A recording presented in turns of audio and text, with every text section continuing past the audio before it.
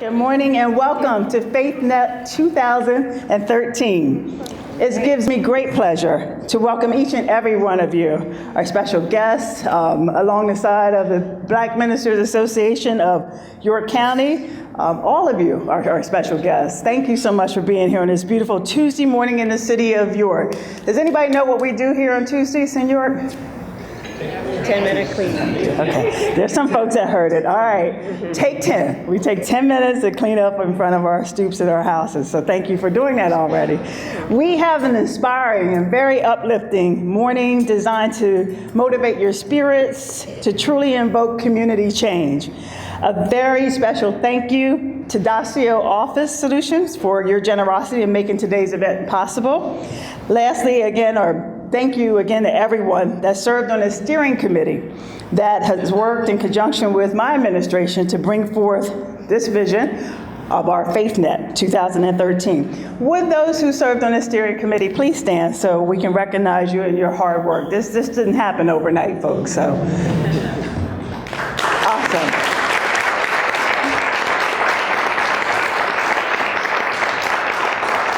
Thank you. And an official welcome to our bishop and his lovely wife. Thank you both for being here. We'll have a more formal introduction, but since you're right here in front of me, welcome. Good morning. Glad to see you both. As it has been noted, my core understanding of the impact and influence that our faith community has and can have in our community is the reasoning behind everything that we did to develop the FaithNet, which is a key program under my 9 and 9 initiatives, if you will. FaithNet was specifically designed to bring together our faith community, regardless of denomination or doctrine belief, to better address the social, physical, and spiritual needs of our community as a collaborative entity. In an effort to really try to reduce poverty, some of our housing needs, strengthen families, empower our neighborhoods, and build upon a new level of lasting leadership in our York, while still, again, aggressively building on this change. While I stand here today, embarking upon a fourth year of my FaithNet event, flanked by all of you, our faith leaders, our community leaders, for-profit organization, nonprofit leaders, I stand looking for action, though. It's time for us to have that action on the work that has been done to chisel away at the pillars of unrighteousness that exist in our community. Action on the work that has been done to strengthen the bond of our faith community, and action that has highlighted our York as a true definition of community change. We, in my opinion, have talked enough. We've talked enough, and we've debated enough, and we deliberated enough. Each of us in this room are well aware of the community needs, and we all should be working to address them, and you are. Let's work together to do that. It's no secret that each need that has presented itself in this community is too vast for any one of our over 100 faith institutions in our city, or even the city government, to tackle alone. It's going to take collaboration, and that's what this is about. It takes the willingness for each of us in this room to place our egos aside. I said it. Place our egos aside, roll up our sleeves, and be prepared to reach across city lines and county lines to greet the evil face of the many generational curses that have lurked in our community with a spirit of collectiveness and righteousness. We all know what has been plaguing this city for far too long. And the work isn't easy. It's not easy, but it warms my heart. It makes me feel good. This past weekend, I had the pleasure of attending a community faith initiative that, in my opinion, was a prelude to this. There were several churches that came together with social service agencies led by Bible Tabernacle, and it was just this. They were giving back to the community, providing service, worshiping the souls, worshiping the people, fulfilling immediate needs of people in 100-degree heat, I might add, with the threat of a thunderstorm. But that's what we do as Yorkers, and that's what they did and was very, very successful in, and that's what we endeavor to do through this initiative. So we highlight all of these collaborative entities and work that has been done and will continue to do so. faith organizations, our neighborhood association, and for-profit and nonprofit entities that are seen throughout the community, and we want to continue to work together to bring forth that community change. Now, I will not take away from the time of our associations and groups that are gathered here that will be on our presenting panel, but we'll hear from several organizations and how their collaboration got things done and made significant change. These organizations have been responsible for closing 2 nuisance bars in our community, rebuilding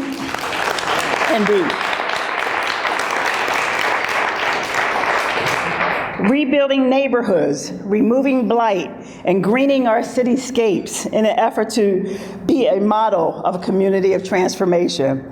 Our steps we take today will set a strong foundation for the community that our children will someday soon inherit.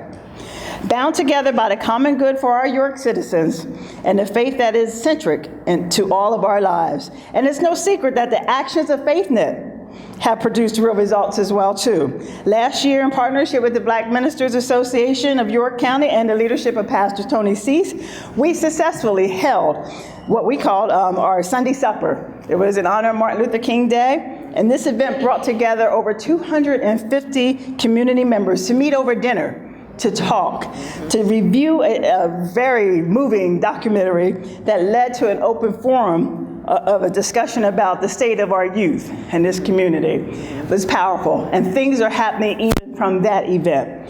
So today, it gives me great honor and pleasure to announce yet another event that's coming up because of FaithNet. And I'm positive it will complement all of our city and community efforts. On Saturday, and I think most of you've gotten it, the Leading to Give a little card, August 24th from 12 to 4 p.m. at the Sovereign Bank Baseball Stadium, another great partner in our community. We will hold our Leading to Give event for the city. The event will feature a day of, much like we had this past weekend, if you will, a day of activity with our community and county churches, non-for-profit, for-profit organizations, and community members join together to give back, to help out in our community. There will be free health screenings, free food, youth games, free entertainment, and so much more. You don't want to miss that, and you want to be a part of that. You want your church, your organization to be part of that. And of course, Edwina Washington, our Director of Community Relations, is the person to see about that. So, be it spiritual, mental, physical, or financial, the Bible says we all have special gifts that are all, and we're all called to a higher purpose, to provide an open hand to our brothers and sisters, especially in their time of need. So that's what we plan to do on the 24th. We can change our little pocket of the world, if you will. We can change our community. I believe that. And today I call on all of you, again, to step up and become that change. So won't you please join me in that effort, in this effort as well, too? Say yes. Yes. You guys are awesome. I love this forum. This was one of the first things out the box that we did when I took office, and I am so proud of it and so happy about it. Because I know without faith, nothing is possible. Without my prayer life, without the support of our spiritual leaders, nothing would be possible in this community. So again, welcome, and thank you to everyone that made the commitment to be here today. It's going to be exciting, so hold on. After all, it is up to all of us to determine the direction in which we want to head. So I'm positive that today will spark inspirational collaborations more than what we've already seen. And thank you for bringing your best ideas, your best folks, your best everything to the table for today and for our future. Now it gives me great pleasure to welcome Pastor Rachel Baxter, co-pastor of New Covenant Community Church, to lead us in song. Shall we pray? Our Father and our gracious God, we thank you for this day that you've allowed us to see. We thank you because you've allowed us to gather for FaithNet 2013. We thank you for safe travel. We thank you for the purpose of which we have gathered to discuss and to hear about things that will benefit our community. We thank you for this initiative that was born in the heart of Honorable Mayor C. Kim Bracey. We pray, Lord, that you bless the rest of this day. Speak to it and tell it to be kind to us, watch over us, and keep us in your care. In the name of the Lord, we do pray. And we say thank you and amen. Our song today is God Bless America. In spite of all the things that have happened, America is still the land of the free and the home of the brave. And this is not a solo, but we're going to do together God Bless America. And for those of you who may have forgotten the words, they're God Bless America, land that I love. Stand beside her and guide her through the night with a light from above. From the mountains to the prairies, to the oceans white with foam. God bless America, my home, sweet home. And I know you're comfortable where you're sitting, but if you get out of your comfort zone and stand with me, and we're going to sing this together. If you're able. If you're not able, you can remain in your seat. God bless America, land that I love. Stand beside her and guide her through the night with the light from above. From the mountains to the prairies, to the oceans, white with foam. God bless America, my home, sweet home. God bless America, my home, sweet home. Come on and give yourselves a hand. God bless America. God bless FaithNet. Good morning again, and thank you for joining us for FaithNet 2013. Can we just applaud yourselves? Give yourself a hand.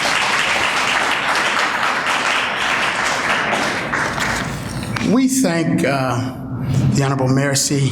Kim Bracey for her leadership and the initiative to network our faith. I remember the first pastor summit at which there was a very large gathering of clergy, which was held at the Asbury United Methodist Church right down the street.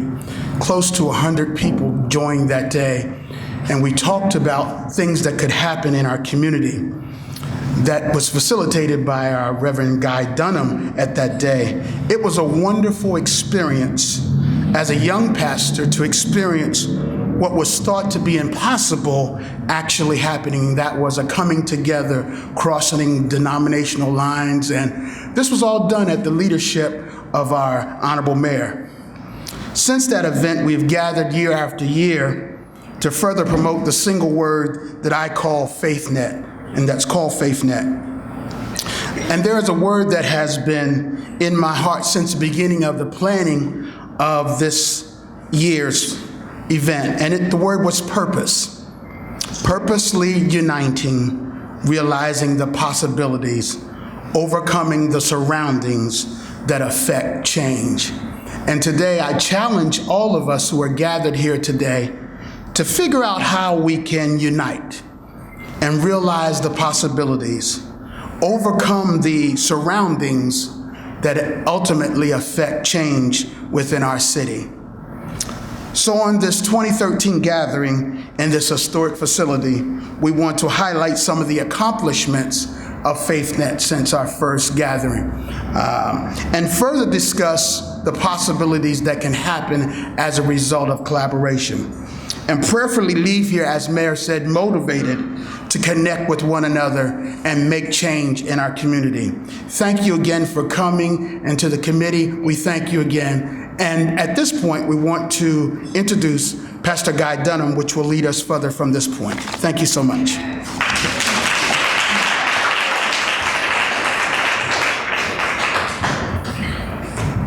Good morning.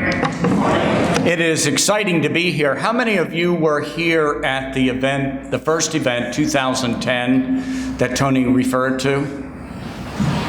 Whoa. What you may remember, it was a powerful event as people across denominational, theological, racial lines came together. But what there was also there were a few individuals from churches outside the city who asked, can we attend even though it says York City Pastor Summit? I said, sure, you all come on. So they came in as well. And we asked that group to set 3 top priorities, but the number one priority is the one that blew me out of the water. Because we thought the priorities would certainly have a lot to do with the city specifically. But the number one priority, the first concern that they had, the number one concern and priority was to break down the walls between the city and the county churches. Theologically, racially, denominationally, break them down. And actually what we started to see actually on that day was a move in that direction. When I met with the steering committee a couple of months ago, and we were talking about our focus, we said, why don't we go back to that initial priority that was set in 2010? Well, how could we do that? Well, seated there were some people representing congregations that were either already doing what that priority asked us to do, or had started to since FaithNet had been instituted. We said, why don't we let churches and neighborhood associations that are working together tell their story? Because the stories in and of themselves are powerful. And so that's what you're going to hear this morning is 3 congregations with their representation talking about why and how they became involved in ministry in the city of York, although their congregations are located in the suburbs. Each of them has their own inspiration to bring to us this morning.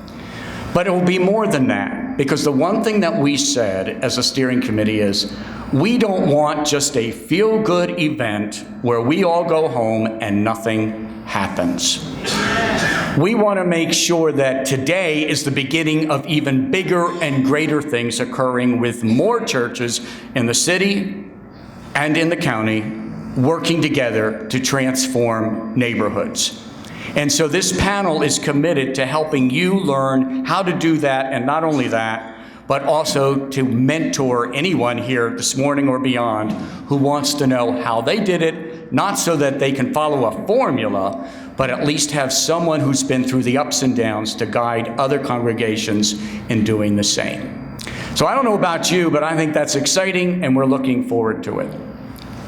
Our first speaker this morning will be Bob Tome. He's from Grace Fellowship Church, works with the Northwest Neighborhood Association, which is newly formed as a result of Grace's initiative. And so he'll be bringing his story. But in a moment, I want to make sure, first of all, that you note that you have note cards on your table. You will be wanting to write down questions that you have of the panelists. After we've had the 3 panelists, we will have a break. Everybody will need a potty break. And then we'll come back, and if you would please hand your note cards into Edquina, Washington, and then we will be using those to continue with our conversation between you and the panelists. Bob, hit us with it.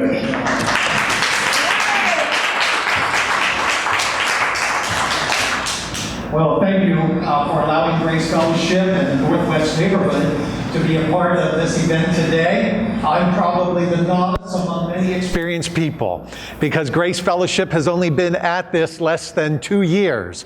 This October, we entered into the Northwest Neighborhood and into reestablishing the association.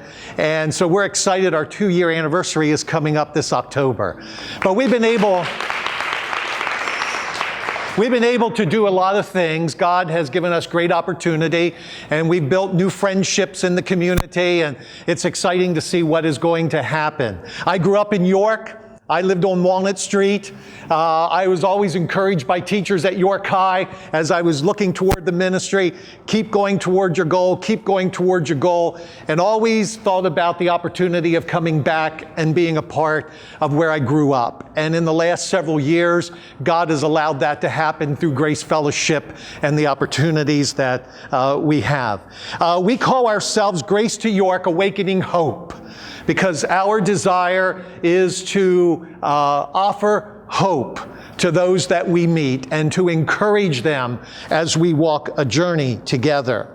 There are several things that we do, and let me say from the beginning, I am a firm believer it's not one person, one church, one community that can make a difference. And so anything that you see on the screen, if you're so moved to find out how you can do it in your neighborhood, be a part of our neighborhood, please see me, because my message is we're all in this together and we can accomplish a lot for God as we work together. One of the things that I'm probably known for more than anything is our involvement in the school district of the City of York. We began a partnership that has blossomed, and one of the things that we do is our Parent Cafe. The goal that I have, which right now we haven't met because we need more people, is to have a parent cafe in every K-8 school. That a church or organization would take on this project and provide a meal and provide instruction for parents, that families come together once a month, we eat together at the school, children are cared for while someone is spending time helping parents in parent-child relationships, ADHD, partnerships with the school, so many different topics that we offer. This year, we have a unique partnership beginning because we are building a relationship around the arts with the school district of the City of York. Seussical Jr. is our production that will be done in May. It will be done 2 nights at William Penn, and it will be open to the community. The STEM students at Ferguson will be involved in the arts program, and they will be putting on not only the musical, but all the integral parts that come with a musical, such as set design, concessions, graphic arts.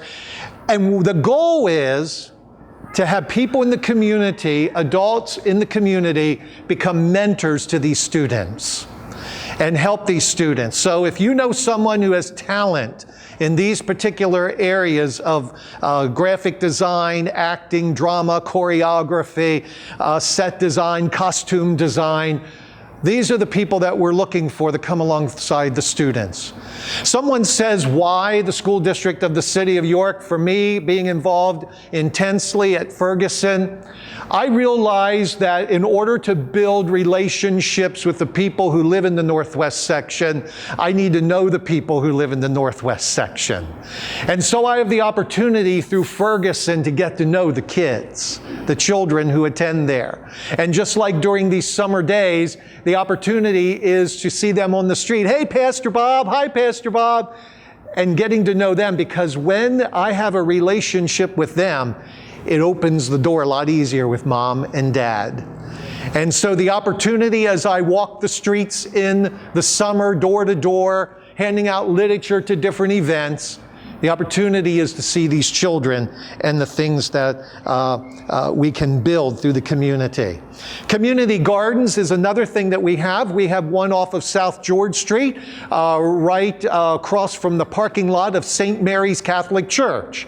They call that God's Garden. We've been doing that for several years, and there's some dedicated people there who have really turned that plot of land around. Another garden that's in our Northwest section is the garden that is operated at Cottage Hill. And it's an opportunity to get to be involved with the people who live there. And by the way, I'm going to embarrass all you ladies. I invited the community today. Ladies, just stand up. Quickly stand up. These are the workers. They're the workers. Thank you, ladies. These are the workers who are out there at 6:30 in the morning in the garden. They are the ones who stand behind what we're doing. And so I wanted them to come to meet you today because they are the key to making things happen. You know, we as pastors, we can go in and do our thing, but it's the people who live there, and they're the ones who make the difference. And so we're excited about the community gardens. Another thing that we are involved in is Falkwer Park. We've adopted that as Angels in the Park program. And so we kind of get involved with helping work on some projects there. We've had some people who redid the whole pavilion area, rebuilt that chimney, and got it functioning again. So we go in there 2 or 3 times a year, handle some of the big stuff, and it's just a way to give back to our community in the park. The Northwest Neighborhood Association, we were able to get that up and moving again this last year. It is a 501c3. The Northwest Neighborhood begins at the corner of Hamilton and George. You go down George, you turn onto Parkway, you come up Parkway to Newberry, and you come around again to the Cadorce Creek. That's a big area.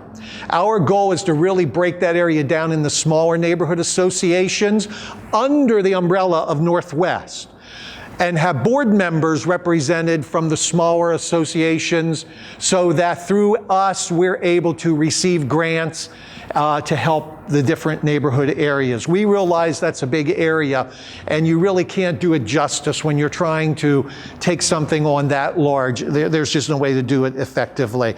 We have Bible studies, we have addictions mentoring, we do life coaching. Our goal is to do something with the teens. The message I hear over and over again from parents in the community, we need something to draw our young people so that the streets do not draw them away. And so that is the message we hear. That hasn't happened yet.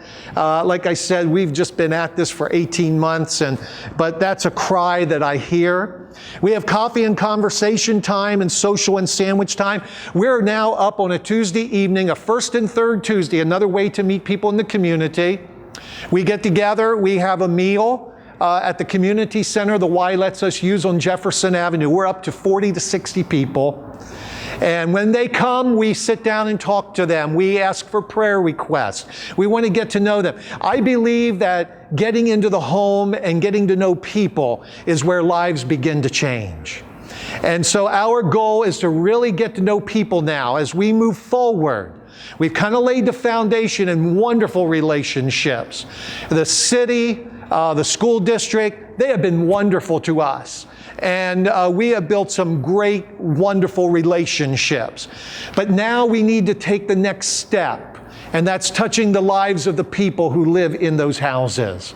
And so through some of these efforts, that is the goal that we are seeking to do. We have a little makeshift food pantry. We would like to have something bigger. One of the things I learned from Ellen Carter, who works at the York Housing Authority, is that sometimes people just need to have a place to get food when the workday's done. Sometimes things close and they can't get to that. So we're trying to put something together where people can come in the evening and we can reach out to people that way. So there are a lot of things that are going on in that Northwest section. As I mentioned, my vision has always been that churches would come together because Grace Fellowship cannot do the Northwest Neighborhood Association alone. I am sure for all those represented here today, you would say the same thing. You can't do it alone. And so I just want to be an encourager today that you think about where your church can find that neighborhood and become a part of it. And there are several of us, some of us more naive than others at this point, but there's a lot of experience in this room. And there are people that you can connect with and latch on to who can really help you make a difference in your community. And so I just want to encourage you about church partnership. And my goal is always to say to pastors and to other people, hey, if there's any way we can help train, if there's anything that we can do that would just strengthen you, that is a goal that we have. And so I just want to encourage you to think about those partnerships, and there's just some contact information there that you can catch from me later. But we're looking to move ahead. I have no idea what God is going to do with the Northwest Neighborhood Association over this next year. But we are excited to be a part of that. We're excited not only to come in as a church and do different things, but we're excited also to partner with the Neighborhood Association. We are excited in our Williams Park area. We have about 200 people now that come to our picnics. And we're excited about National Night Out coming because we have a great program planned for that night. But it's exciting to see people come out. I remember the very first picnic we did in the park. It was after many people read in the newspaper and heard on the news about the shootings on Stevens Avenue. And the one thing that I heard was that this is the first time in a while that we've really been out of our house. And to look at that park that day, Sherry Krebs helped me with that, get that started. Look at the park that day. There were kids playing pickup football together. There were people under the pavilion eating their hamburger or hot dog. There was music playing throughout the park, and a community was starting to take that step to come outside again. And that's what we're seeing more and more. They're taking their step to come outside again. Our goal is to reach not only into their house, but into their heart. Because a true community only changes when Jesus changes the heart. And that is the goal that we have in reaching people in that section. Thank you.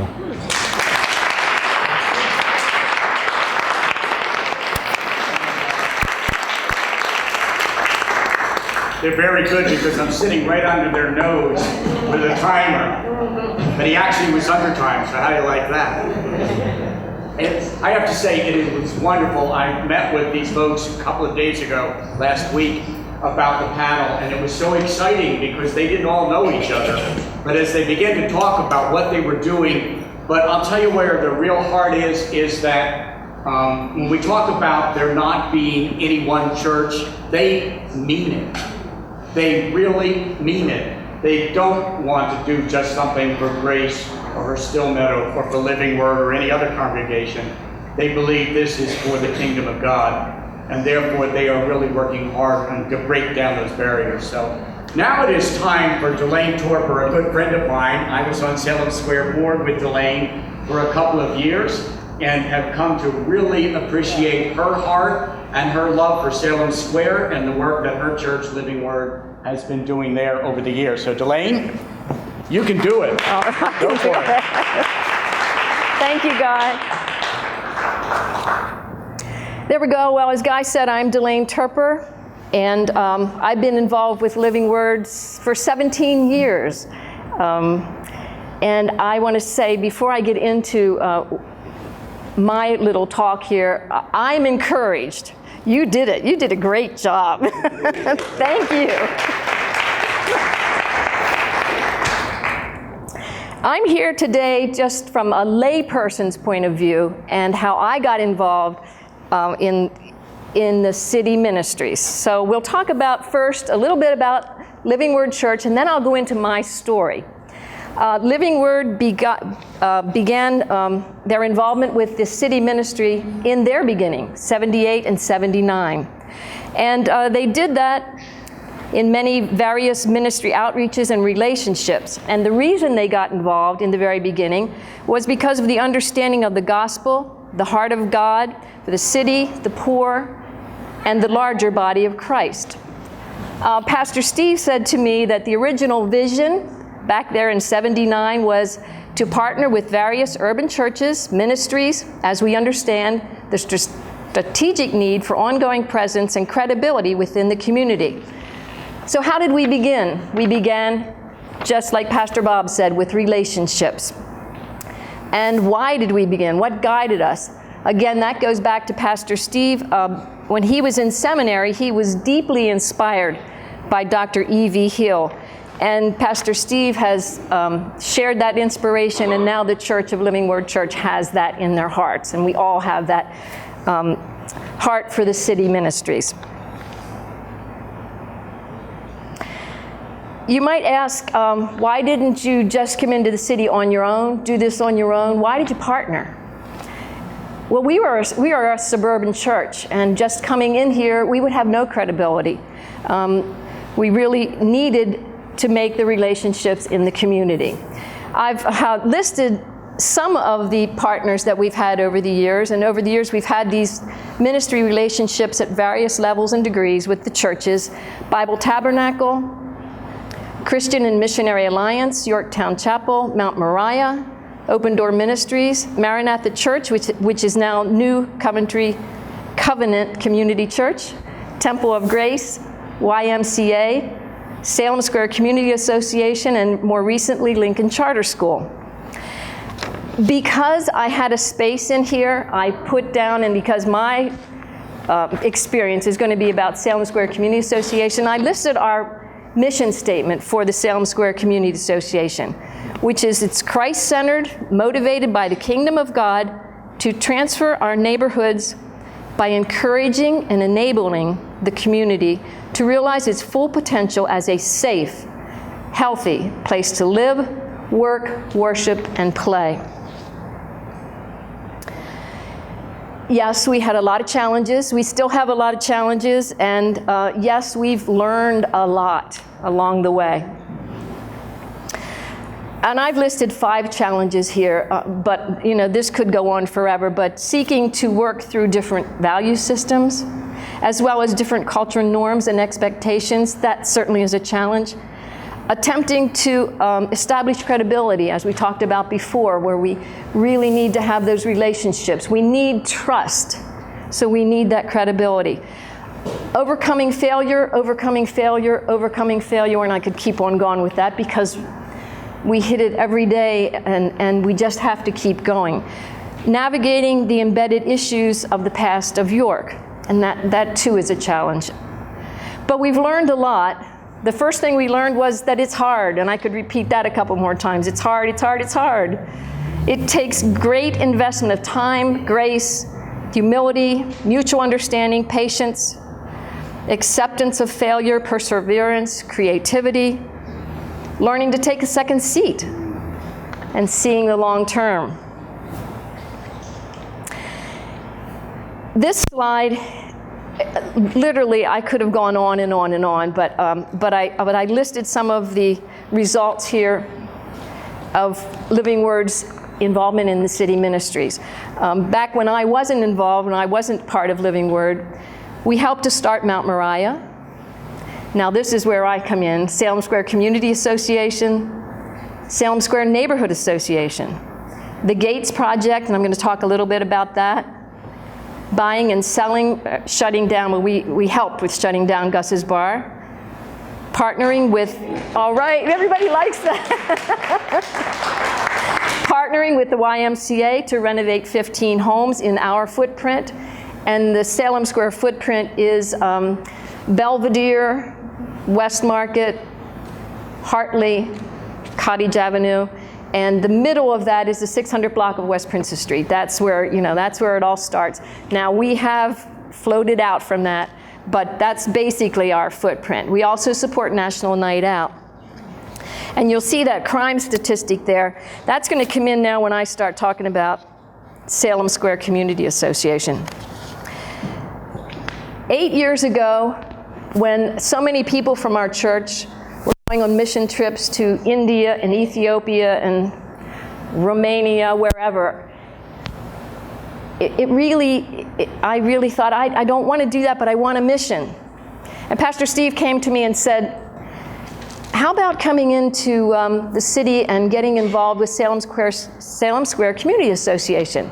He had developed a relationship with Maranatha Church and Pastor James Smith. And he said, we could use some of your skills, organizational skills. Sure, I can do that. But I didn't know what I was getting involved in. But I'm certainly glad I did it. So 8 years ago, I said yes, there I went, and I started getting things organized my way. Not everybody liked it all the time. And I didn't get my way a lot either. But one of the first things we did, and this was under Pastor James Smith's leadership, was in 2006, we did a strategic plan in our area. And remember I said it's hard, it's hard, it's hard, it's not easy. That was not easy, but he had it all organized. We had prizes like TVs, big prizes. We had food, we had babysitters there, and we brought people into the Maranatha Church. We filled that church. We broke it down into different categories, and the people met, and the result of that was we came up with 200 initiatives from the people that live there that said, this is what we need. In every category, what rose to the top was safety.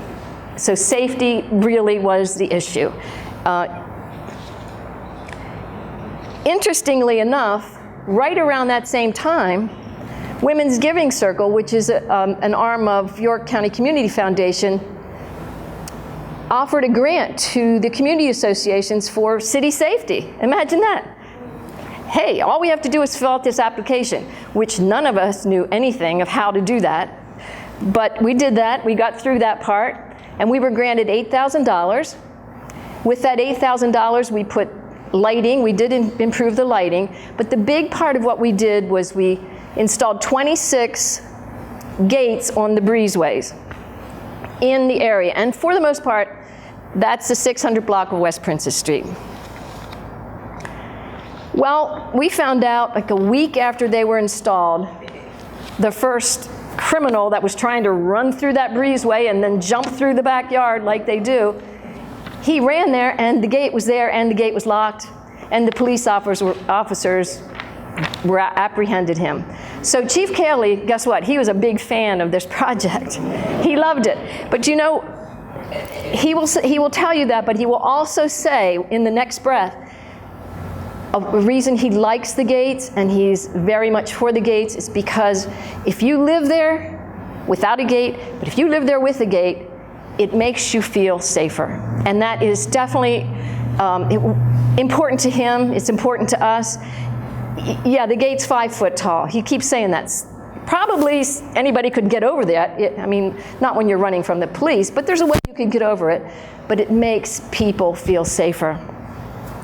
So that fit right into that strategic plan that we did in 2006. Then in 2011, Women's Giving Circle came up with a lot of money. They went to Chief Cayley, they said, we'd like to do up to 300 gates. And since I was involved with Salem Square Community Association with the gate projects, they asked me to manage that. And we have just completed, it's not quite 300, it's about 289 gates in that area that have been installed because of the grant from the Women's Giving Circle. We worked with volunteers from Builders Association in there every Saturday, whether it was cold or hot. From York Habitat for Humanity were there. Kinsley Construction, he gave us the materials at cost, and then we had their people who fabricated the gates. That was free. So what I called that team was the dream team. I wish each and every one of you could have been there when we would install gates and people come out and offer hot chocolate or give the installers a hug because the gate's going in. The people really did appreciate it, and I think the crime statistics up there shows you in 2012 that 22% in the West End, less crime, and we're going to take a piece of that for the Gates Project. So.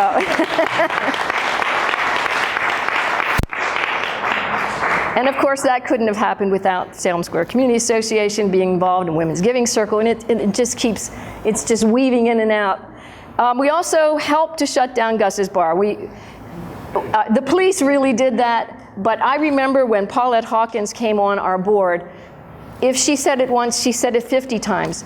We really, really can't make much of a difference if Gus's Bar is still open. It needs to be shut down. Chief Cayley and his officers did a tremendous job. I mean, we had tried for years. That was from 2006, and we finally got that shut down. Salem Square purchased it, and now it's sitting there now, but we are hoping to get some grants. We're hoping to get maybe 2 businesses in the bottom part of it and a couple apartments in the top part of that building. But I know the residents love the fact that that got shut down. I think it's interesting because we hear about the teens as well. So we haven't been able to crack that nut yet, but we are working with the kids this summer with Lincoln Charter and the library. We have a summer program 2 years in a row, over 100 kids in the summertime. So if I hadn't accepted that invitation 8 years ago to come into the city, I thought about this the other night. What I would have missed. Here's the first thing I would have missed. I would not know all of the horrible things that go on in breezeways that are not gated.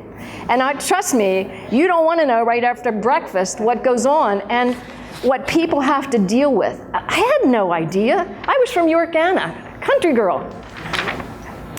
I would not have known Tiny. Tiny lives on the 600 block of West Princess Street. She's about that little. I guess that's why they call her Tiny. She raised her grandchildren while her husband's dying. But what was it, Mayor? 10 minutes? She does it, yeah, 10 minutes for. But Tiny, if you go to West Princess Street, she's out there every day with her broom, and she's cleaning this side and that side where the mess was made, not by Tiny and her kids, but she's out there every day. What a wonderful lady, who of not very much means at all. I would not have been, this is an interesting thing, I would not have been at Salem Square board meeting on a Thursday night about 8 o'clock and heard 4 gunshots, which sounded like they were right outside, and I immediately wanted to hit the floor. I wouldn't have heard that. They were at Gus's bar. Thank goodness we got that closed, but I wouldn't have known what that feels like. And I read about that happens so much, and people in the city, a country girl, I wouldn't have known what that was like.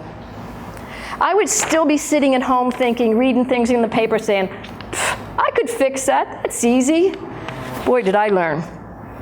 And I would not have met the beautiful people here in the city. Okay, here it goes. And I know she's here with us, but I would not have met a very, very good friend, Joanne Borders. Thank you, thank you. She woke up every morning and she thanked God that she had that day. Guess what? To serve God every day, every minute, every hour. I have been in her living room many times. That phone rings off the hook.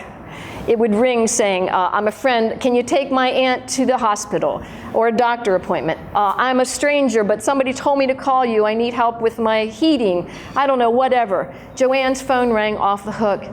Joanne she was our first community mobilizer at Salem Square, and then she was on the board. She worked with me in the Gates Project, and we became really, really good friends. I have to tell you, she's probably the only person I've ever known who totally 100% gave herself over to God and lived for Him and served His people. And I miss her, but I know she's here today. I told Mayor Bracy, I felt her when I walked in here. So I would have missed all of that. A country girl from York, Anna would have missed all that. I too want to invite you if you have any questions. You know, we've done things here. We've been here for 8 years, Salem Square Community Association. Our board president, Bill Farron, is sitting back there in the white shirt, and I know he extends an invitation. Talk to him, come to our board meetings, and you know, ask us whatever. I know everything is a little different in your areas. However, I want to make a plea to do what Pastor Steve did 8 years ago. Go to someone in your congregation and invite that person to come in and work in the city, to work on a project. Trust me, they will really come out with a lot more than what they put into it. Thank you.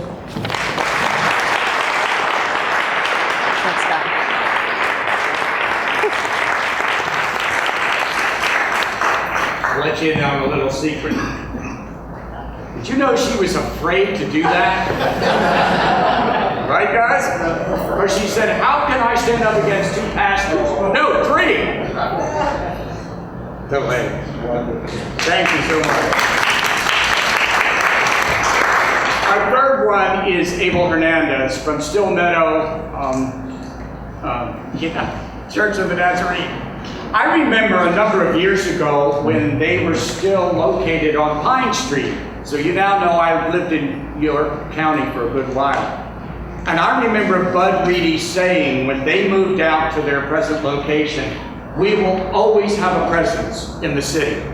We will always have a ministry there. And I was at their groundbreaking at the city campus. I remember being there, Abel. What a powerful day that was and how exciting. But for me to be able to say, Bud, I remember when you said, we will always have a presence. And he said, you remember that? And I said, I remember that. And this is the day in which you fulfilled your church's purpose in a big way. And so we have some exciting things to hear from Abel Hernandez and the work there at the city campus of Stillmeadow.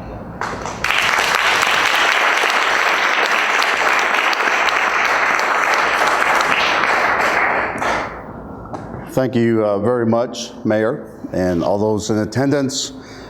The Northeast Neighborhood Association is the area that we have focused our participation in the city. And I'll bring you up to the point. We do have a video presentation.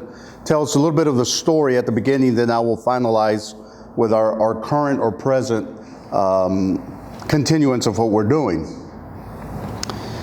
Basically, I was in Texas, in the Republic of Texas, 13 years ago, next month, just ministry, having a great time.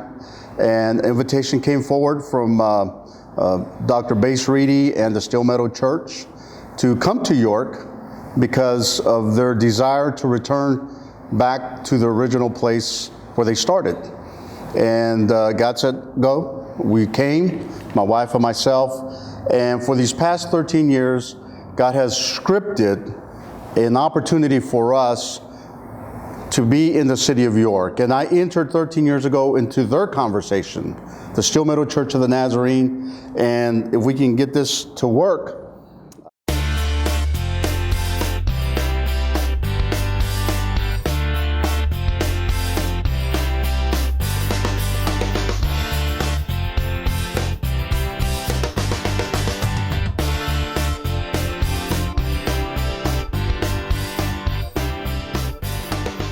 For over 70 years, Stillmeadow Church of the Nazarene has had a presence in the city of York. While time has passed, one fact remains: the desire to reach out, help, and support this community has burned in the hearts of our people for generations. We're not coming to the city, we're returning to the city. This church began in 1939 in a tent meeting conducted by a Nazarene evangelist in the city of York. The church organized with 20 or so charter members and became the first church of the Nazarene. That was 1939. And so right up until the year 1992, First Church of the Nazarene was located in the city of York. In the 1980s, it became apparent that in order to encourage growth, the church would need to move. After much prayer, the current property at 400 Stillmeadow Lane was purchased. While it was difficult to leave the city, it was always known Stillmeadow Nazarene would return. The northeast corridor of York City was calling out in despair. In 2005, that time had come. The northeast corridor had fallen prey to the challenges of all urban areas: physical decay of buildings, poverty, and the great needs of a multicultural society.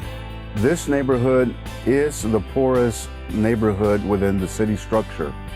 Not only the poorest, it was one of the highest percentages of crime related to drugs and domestic, and the opportunities here have never gone forward with the prospects of a better life. And for years and years and years and years, this corridor of the city, this quadrant of the city, has been promised a lot of things. And those promises have not always been delivered. And so this is a quadrant of the city that has a very high crime rate. This neighborhood has had some shootings. There is drug activity here frequently. If you know when to come in to see that happening, particularly at nighttime, it's not a safe place to walk around and to be at. Lots of drugs, some gang activity actually here as well. This city, however, is not forgotten. God is at work in this place. They need to have a personal up-close, transformative encounter with Jesus of Nazareth. And so we are convicted by the fact that Jesus needs to be present here. We believe that the church is the body of Christ. We are the visible manifestation of Jesus' presence upon the earth today. I believe that God has a purpose and a plan for us here, and that I believe that with His help we can really minister to the needs of this neighborhood. And so Stillmeadow began reaching out with open arms to this forgotten community, bringing caring hearts, helpful hands, and the love of Jesus Christ. We have always had a heart for the city, and it's been our intention not to leave the city, but to come back in strength with an urban ministry.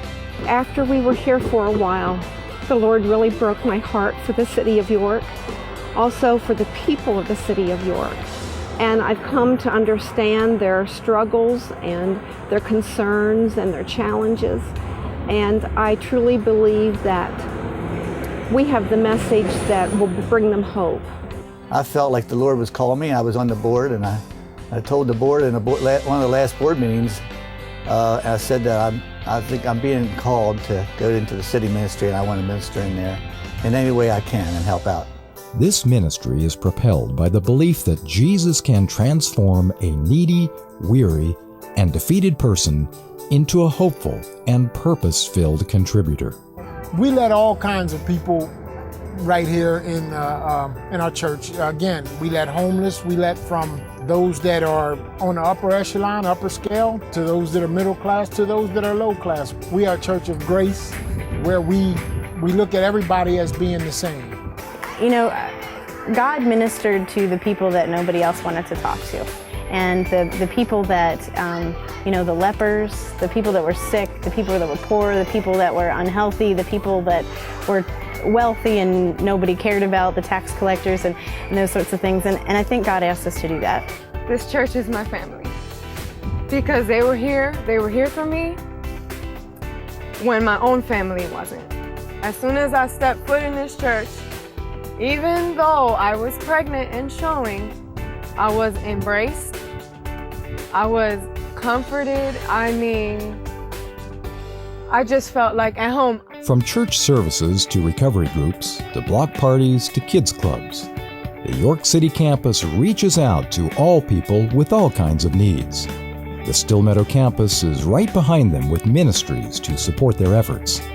Once a month, you'll find Stillmeadow teams leading a service and serving a meal to the homeless at the York Rescue Mission. I know that we've planted some seeds probably, but I know that a lot of people say that we do things differently, and fellowshipping with them and talking to them, they feel a lot better about it, and they feel more involved with our ministry than us just coming there to help them. They feel, kind of like they're helping themselves too, like they're involved with it too. I got married here in this church, and it was absolutely fabulous. It just looked like, I don't know, it's a warehouse. And it didn't look like a warehouse that day. It was absolutely amazing. And they made sure that it was very special for us because of our circumstances. I mean, we're talking about cake, table coverings, all sorts of decorations. I don't even know where they came from. But it was all there, and it was beautiful. The sole purpose is all about seeing transformations in these very real lives. Not the temporary kind, but the ones that will last because hearts are transformed and filled with solid hope for the future. I don't know what my life would be like right now. I came here and my whole life changed, and I guess that's what was supposed to happen. They just make you feel a part of them. A lot of churches that I went to, it wasn't like that, Stillmeadow Church of the Nazarene is making an impact in the city of York. While opportunities are endless, the ability to deepen the impact is now limited by a building in desperate need of remodeling and expansion. Following where God leads, Stillmeadow has a plan. It is a warehouse that was taken over, and just done the best that we could to be able to preach the gospel and serve others. It has limitations. It's handicapped.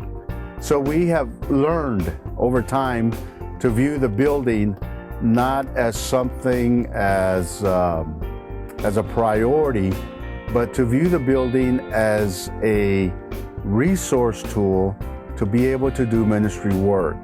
Even with our own limitations, God has given us success, but we have hit a gap or we've hit a ceiling of opportunity to expand and to grow, to make more disciples and better disciples. We'll be able to get more youth here, I believe, and it's also it's going to look like a warehouse. It's not going to look like a church, and we're excited about that. It's not going to have a steeple on it, and so we'll have more room and more ministries. We're even going to have a place where the young can come in and play basketball or volleyball, whatever. And you know, whatever it takes, the church needs to do it to win souls for Christ. In order to meet the ever-growing need in this disadvantaged corridor of York City, it's time to look at how to serve more children, more families, more of those grappling with addiction, to reclaim and restore and show the promise of a risen Lord to those who feel rejected and forgotten. I'm a different person from the first day that I stepped in this door. I know that. God always showed compassion towards people that either didn't have materially or physically were rejected or whatever. And I think that the church really needs to do that again. The church in general, I think, really needs to do that again. I think that we've gotten away from that, and church isn't necessarily supposed to be a comfy place. It's, you know, supposed to be a place where we minister. And that's what he's asked us to do. The church can accomplish great things if we can just begin to work together. And so I am very, very confident that our people are going to give generously, because this church has a history of generosity. It's like in our DNA. We see a need, and this church responds sacrificially. And so I am convinced that we are not only going to meet our goals, that I am convinced that this period will change the faithing life of our church forever, for the good. This is another defining moment for the Still Meadow Church of the Nazarene. In a step of faith, 20 charter families started a church. In a step of faith, a group of people knelt on a piece of land on the corner of Still Meadow Lane and the Susquehanna Trail, asking for God's blessing. In a step of faith, Still Meadow Nazarene decided our children and youth having space was more important to the growth of the church than a sanctuary. Now it is time to step forward in faith for those in desperate need who are waiting at the doorstep. In order to continue the good work that has started and bring more people into the loving embrace of a God that is compelling us forward to be Jesus on earth. As Jesus himself said, "As you minister unto these, you minister unto me." Still Meadow Nazarenes are moving faith forward.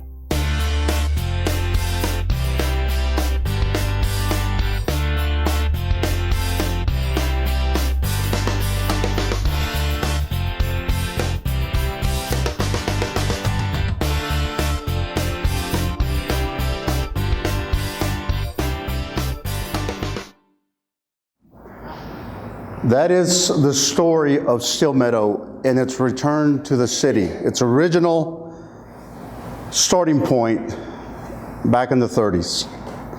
Presently, what we do at the York City campus, November will be our 2-year celebration of our new facility.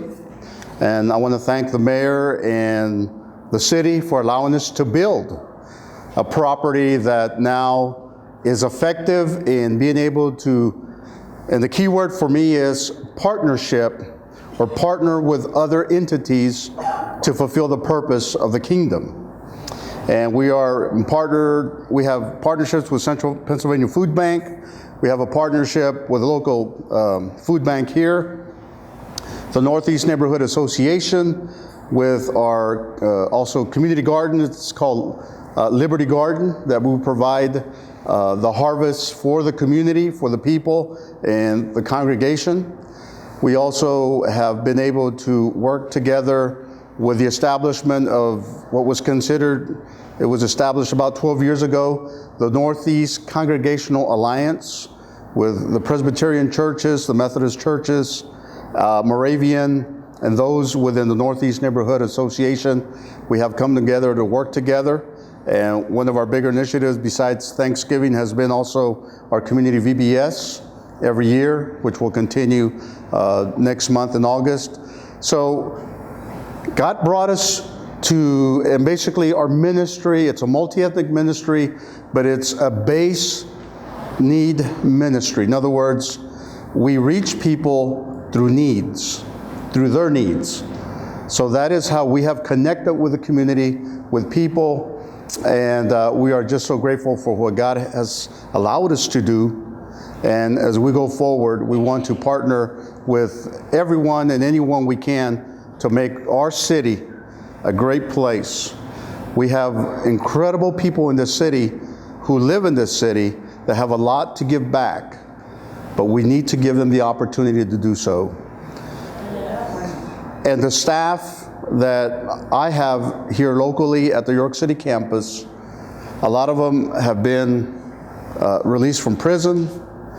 They have recovered from addictions, but now they are leading others and giving others a purpose and a reason to stay connected to the faith community, to the local church, and to be a citizen who gives back to his community.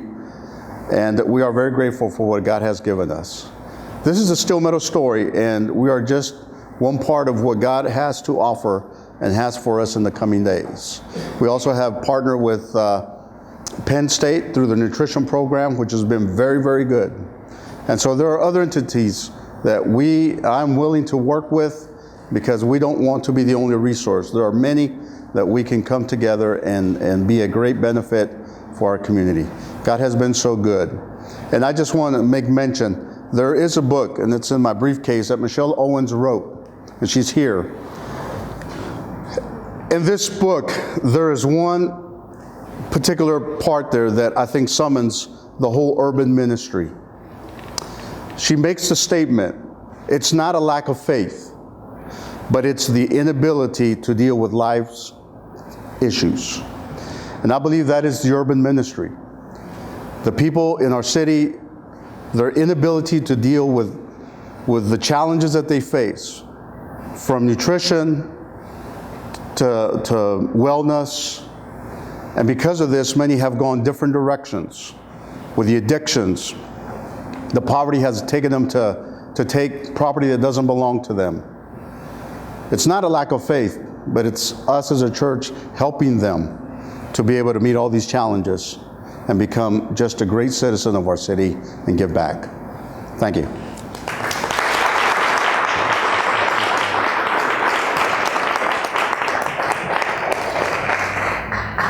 You inspired? Yes. You've been writing down questions? Oh, yeah. Good, because you can't go on your potty break until I get some cards. Oh, here you go. Here you go. I got 2 in 1. That's your incentive, isn't it? Yeah. Great. We are right on time, maybe a minute early. So you're going to have about a 10-minute potty break and then reconvene. The panel will be up here, and actually, I will be then moderating the questions. And make sure you get your questions to Edwina. Where are you? Way in the back. She's going to catch you on you running out the door. I got you. So you take those with her. She's got to really go. Okay? All right, we'll see you in 10. You all have been at work. That's good. I've got several questions and then some of our own. And so we should be good. If there's one thing I think that comes out, at least for me, as I look at these 3 different stories and what they're doing, is empowerment, and the fact that these congregations do not see themselves coming in as being the rescuers, and they know all the answers, and therefore then they can come in and just do it all for their neighborhoods, but instead to engage the neighborhoods, the people that are living there, in finding solutions to their own challenges, but having the additional help of those who have the resources to do it. And what could be a better cooperative work than that, I would say. The other thing, and I read not too long ago, and somebody may know where I read this because I have no idea where I read it, but someone said to the extent that great and strong neighborhoods make great and strong cities. And I think there's an awful lot of truth to that where cities like York, and there are so many other cities that are going through the same thing, that the way you do it, how do you eat an elephant? One piece at a time. So how do you strengthen a city? One neighborhood at a time. And that's what these folks are representing and what they've been doing in their neighborhood associations and from their congregations. The first thing I want to ask is, and it didn't come out, but I know that in our conversation with you all the last week was this, is, you know what? It looks great. You guys are, in the minds of most people, mega churches. You like that? So it looks like you got it all together, and how can anybody possibly do what you're doing because you're the big guys on the blocks? So I'm going to give you a tough question right away. What do the congregations, which by the way, most of York County are small congregations under 200 members. I know that. I used to work with them. You guys are really, there aren't many of you, and most of the churches are small. So how do they go about doing what you're doing? Bob, you want to take it on? I think that a lot of things that we do, surprisingly, is with people in small groups. I mean, we don't come in with X number of people. If I do a parent cafe, I have 3 or 4 committed people to cook and serve the meal. I have 2 or 3 who are committed to do activities with the children.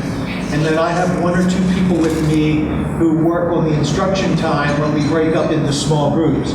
So to do a parent cafe, which sounds like a lot, if you have 10 committed people, you can accomplish a lot. And I find that in our experience, and I think it's true what we say in churches all the time, in the church you got 10% of the people who do all the work. And I think that's true when you think about even a large church in city ministry. You don't have everybody down there. I mean, there are people who wouldn't come to town, you know, because they've been raised out there in the sticks somewhere, and I say that as a city person, you know. And so, you know, it's hard, and I understand that. And I tell people honestly, please don't feel guilty about not coming. It's okay. And because God will raise up the people who can. But honestly, there are a few people who can do a lot in everything that we do. When we do the assemblies at Ferguson, I have about 5 adults. When we're doing the meals, we have about 6 people. So it's really not a lot, and that's why I would encourage you as a small church, you can make a great impact. However, if you think you can answer the question, if you want to stay away from it, I guess you can. Well, since I'm the layperson, I can just tell you from where I sit and what I see. We have small groups in our church, and I see a lot of that happens. A lot of the things that we do in the community happens through our small groups as well. But somehow, the way Pastor Steve asks the congregation and the church to help, God's there. And Pastor Steve always says, if you feel it in your heart, please come and sign up out here. So I think that he has planted that seed for many, many years for help. But I agree, it is certainly a smaller group of people that come. But it's an amazing amount of people from our church that volunteer for a lot of different things. When I was originally contacted back in Texas, Pastor Bud said 100 people, we're looking at 100 people to go back into the city. A few months later, well, I'm down to 50. It was his hope, and when we arrived, there were 0. So everybody gets enthused about coming to work in the city when it's reality at zero. And so the important aspect was for the Stillmeadow Camp Church was that we would come identify people, and those individuals who already live in the city become the future leadership of their local congregation and the ministry that would happen. And that's what we have done. We have trained, we have developed individuals from the community or from within the city. We do have a few from the main campus, Stillmeadow, who do participate and help, but now have focused all their work in the city. So the biggest factor that we have, and I think it's very understandable, is we have financial support from the Stillmeadow campus. That is important. It really is when you do urban ministry. And I believe that Grace and Living Word also are blessed, they have been blessed to be a bigger blessing to the city financially. And it's how we learn how to partner with those who have been blessed in a unique way that we can be effective in the city. And I believe I can truly say that all of us don't want to come to the city to be a hardship to the city by saying, now we need help. But I think we bring something to the city and want to continue to partner with the city, and how can we bless the city through those who give their tithes and their offerings and special contributions for different things in the city. So partnership is key, it's important, and we need to accomplish that together because the resources are there. It's just how we partner and how we work and be effective together in the context of the city. I think one of the things that came out in our conversation last week was the fact that, number one, and you kind of alluded to this, Abel, is the fact that just like individuals are gifted with different gifts in the body, so churches are gifted with different gifts, what we might call congregational giftedness. Our larger congregations, one of their gifts may be financial. It may be also resource people who have particular expertise in certain areas, where smaller congregations do not. I will admit, I've been a pastor most of my 35 years of small congregations under 200 members. We oftentimes, even the church I'm serving right now in Lower Chanceford Township, only gets about 70 to 80 at worship. Their finances are not particularly that good. They're mostly a farming community. So everything is pretty tight. And so we look and they may say, well, what can I possibly do? But I remember being at a conference for small churches not too long ago. And one of the pastors who delivered a message said, have you already forgotten, wee ones, about Jesus' parable and the story of the little boy and the fishes and the bread? It's not what you have in advance, it's what you're willing to bring to the master's feet. And then let the master do it. Now that may mean that some congregations may find resources within themselves they didn't expect, but on the other hand, some of the resources may be here. And that is the way we see we must depend upon one another. Because quite frankly, there are a lot of things, and I've learned this over the years, that large congregations cannot do. Do you believe me? Okay. They really can. Smaller congregations can. And then there's other things where we just plain need each other. Now let me get this out of the way before I forget, because I can see it getting missed. These three have agreed, in fact, it was by their initiative, not mine, that they want to be able to sit down with anyone, they don't care if it's one person or 100 people, in the next couple of weeks. Anyone who wants to sit down and talk with them, either about how can we partner with you, since you've already started it, or how can we get something started ourselves, perhaps with other churches or ourselves. So there are 2 meeting dates that they have chosen that was going to work for them in their schedules. They are August 5th and August 12th. You might want to write this down.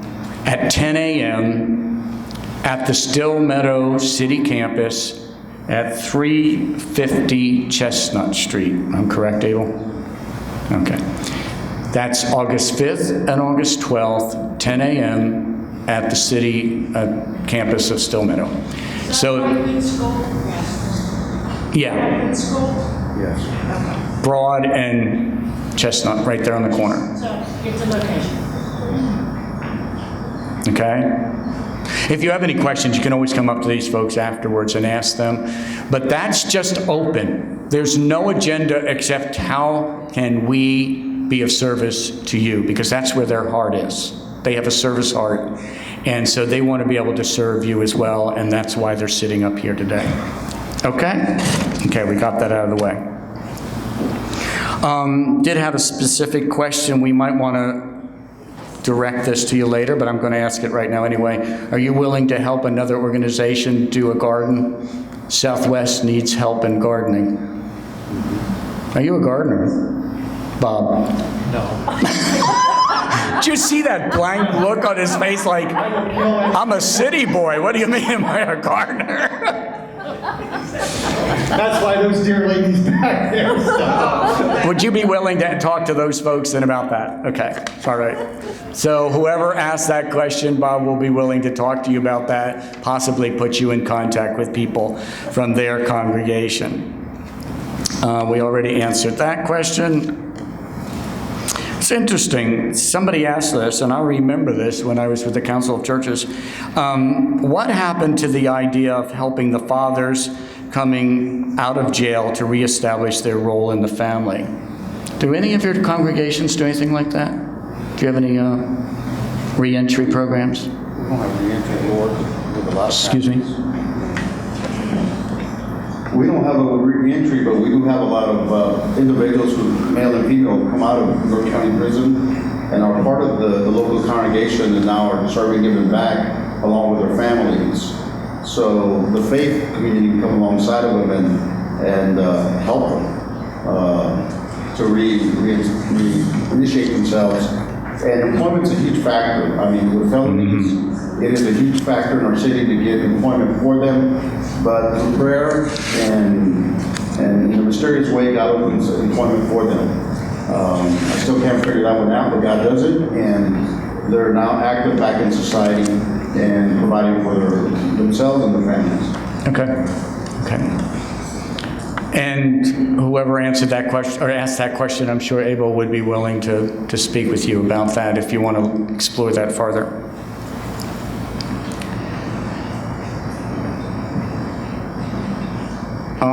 What driving factors led these three congregations to plant a campus church in the city?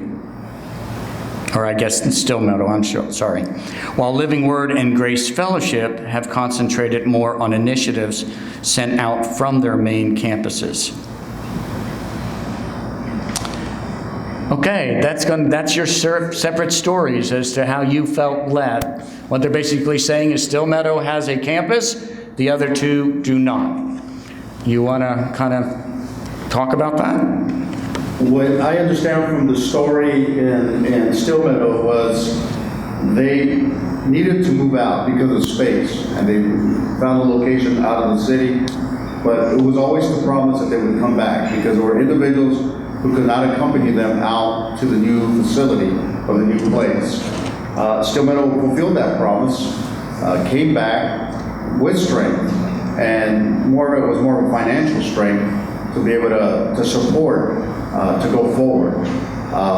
So the heartbeat was they didn't want to forget where they were birthed, where they started, but to come back and be a resource to the city in any way they could.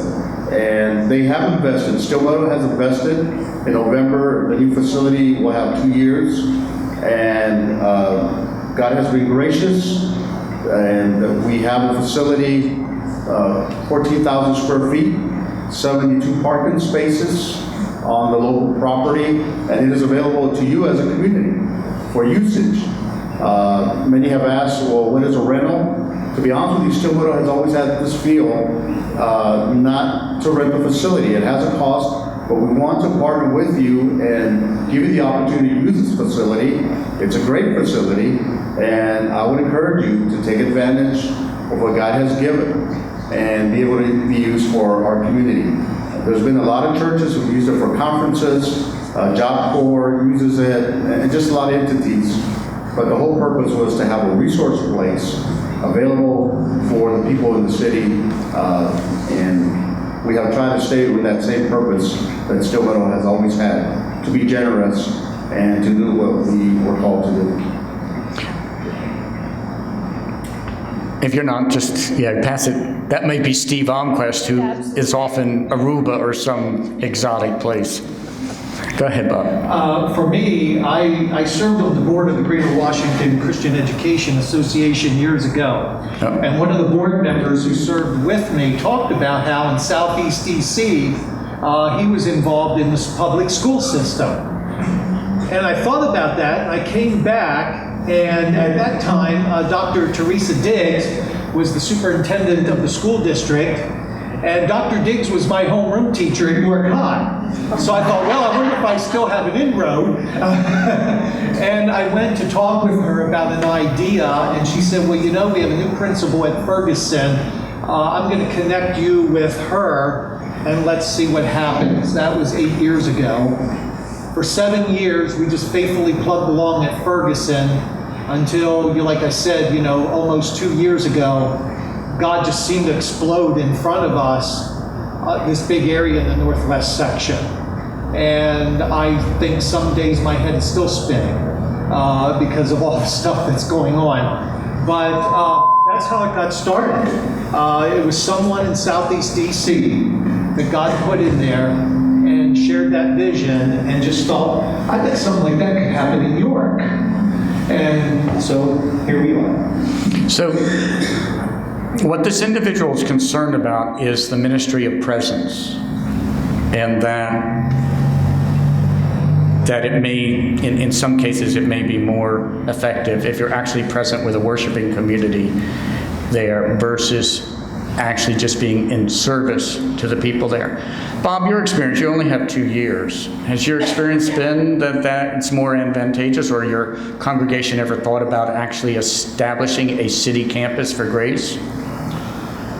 When we came in, the idea, at least what was on my heart, was to be an equipper and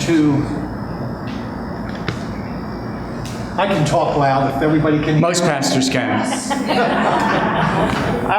When we came in, the leadership in our church saw that God was beginning to do something, and they did not want to see that stopped.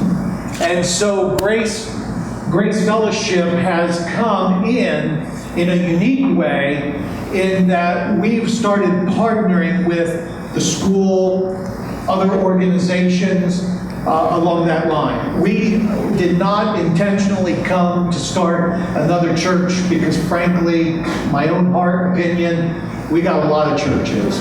And so what can I do, what can Grace Fellowship do to equip churches, help with training, just to be there, partnership, whatever it is that we could do to help. We're kind of a unique situation because we don't even have a building. We have a little building that we meet in as an office, and somebody gave that to us to use, and the YMCA is so gracious on Jefferson Avenue to let us use their little community room.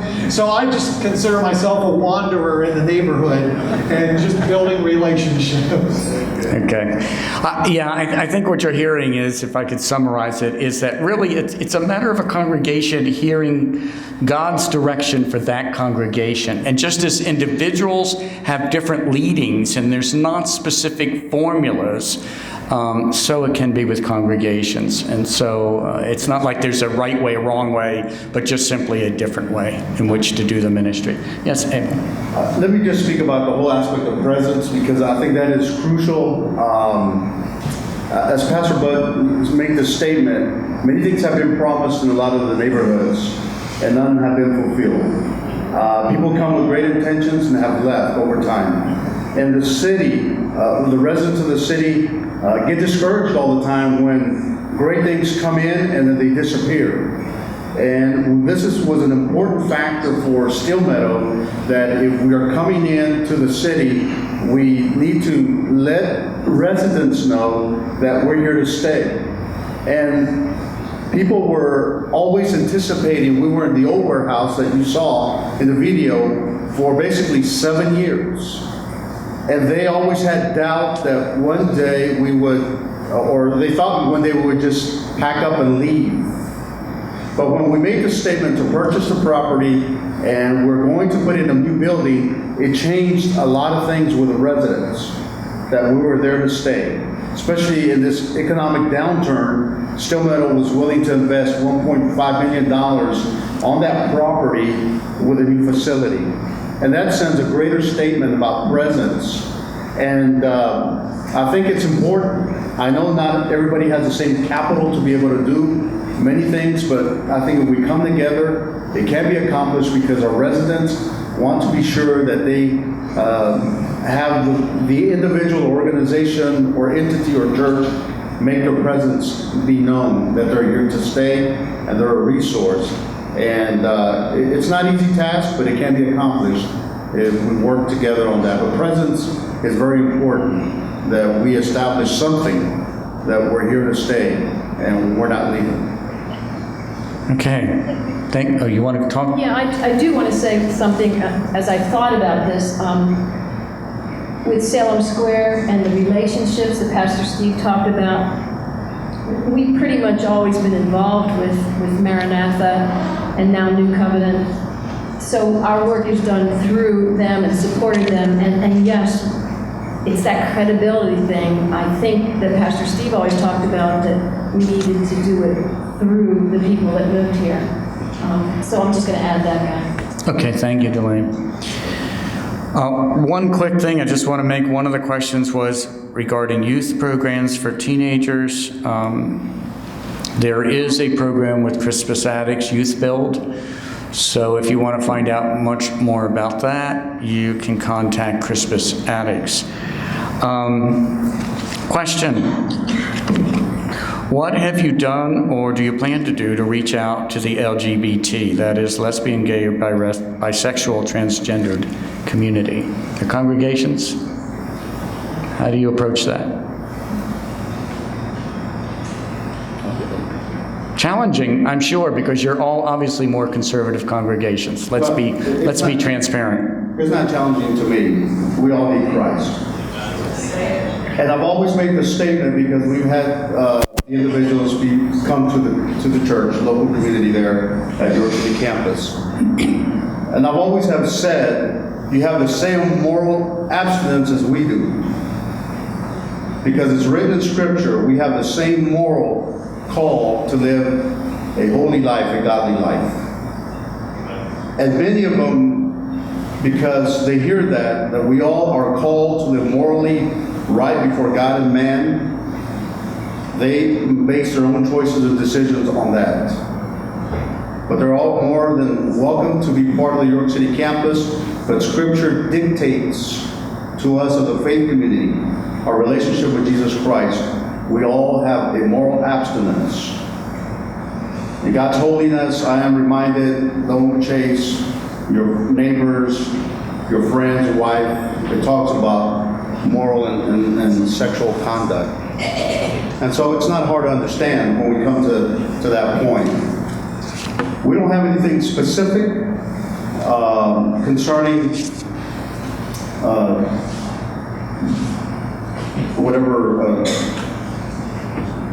but I do believe that everyone needs a relationship, and my purpose is not to change behavior. My call is to help people change their lives. That is my call. I know there's others who have been hired to perform pastoral functions, and that's okay. But my calling coming to York is to help people change their lives and connect with God and have a relationship with God and experience who this God is and be able to serve Him and others as we have been called to do. So I don't have a program for them. I don't know. Do they need a program? I don't know. Because I view people as we all need a relationship with Jesus Christ. Yeah, I would agree with that. I think you look at the person in the eye, you see that Jesus Christ loves them, and you are to love them, and regardless of who that person is. And as they are introduced to Jesus Christ, they are introduced to, anybody is introduced to how he would view life. And our approach would be to love God first and love people. Okay. Thank you very much. Just this, you ought to know that there are 2 re-entry programs for those who have been incarcerated. New Covenant Community Church has a program, and Asbury United Methodist through the Shalom program. So if you want to be in touch with people, either Tony Cease or Rachel Baxter, they're from New Covenant, and then Asbury United Methodist Church on East Market Street. Okay, you have so many homeless people. So what are your plans to help people that are homeless to make sure their needs are met? How do you minister to the homeless in the midst of your programs?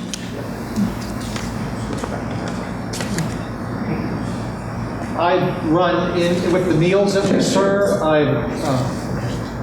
With the meals that we serve, I've had the opportunity to meet homeless people who are walking. Again, our ministry is kind of different. We don't have a facility. We almost have to refer people to places that would adequately be able to take care of them. But there are people who will come by on a Tuesday for a meal. We do have a chance to at least give them a place to come and sit and have hot food at that time. That's about the extent of where we are. Okay.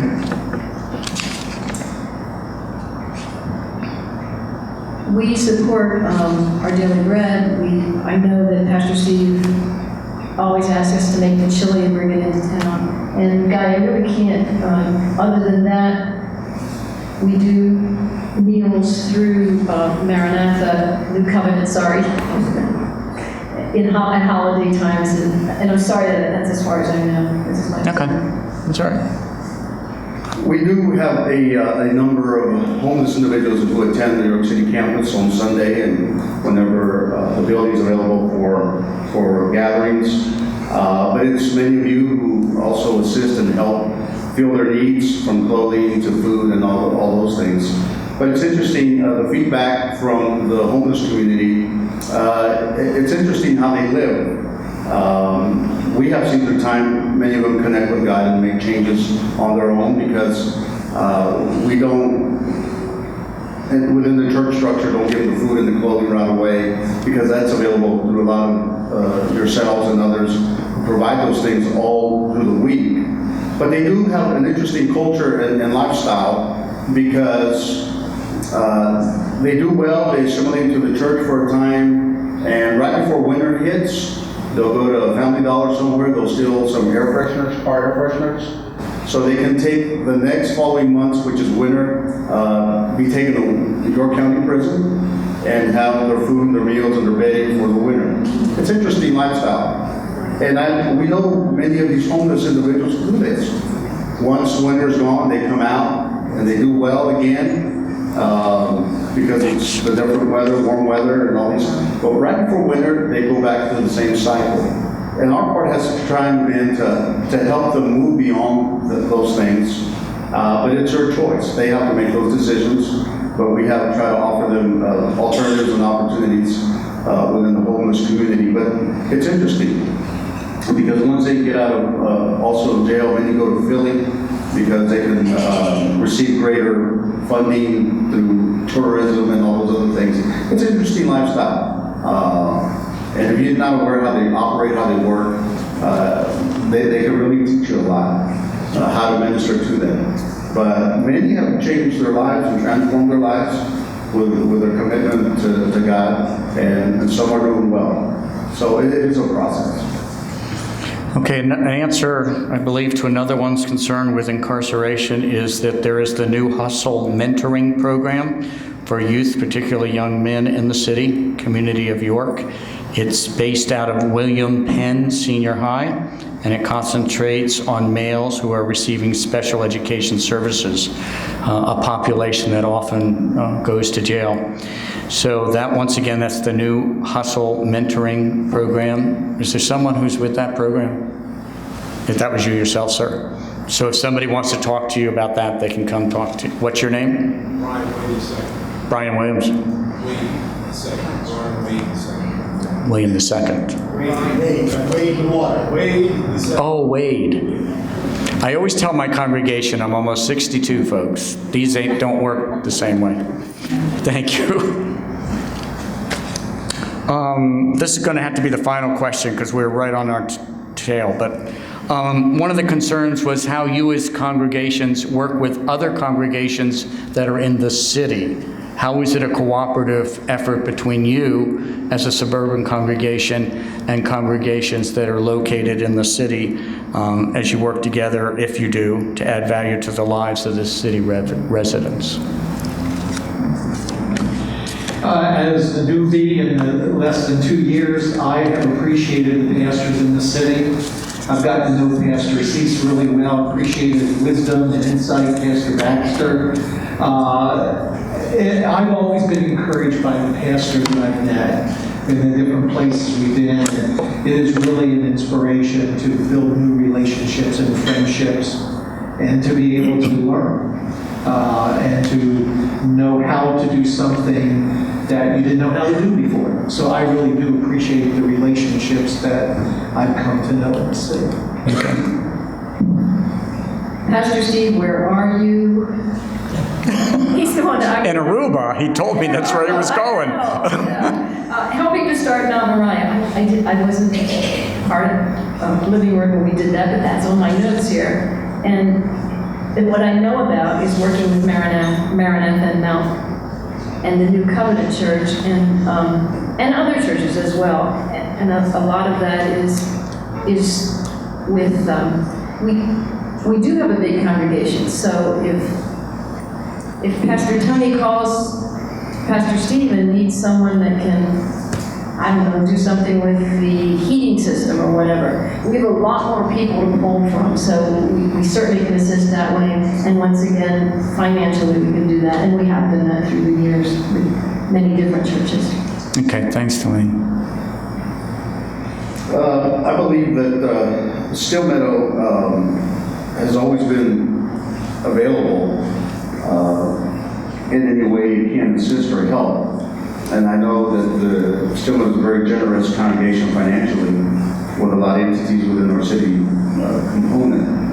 Ourselves as far as ministry, I've always made myself available to anyone or any pastor about our ministry. Even though our ministry is a little bit different, we're not traditional, we're way out of the box.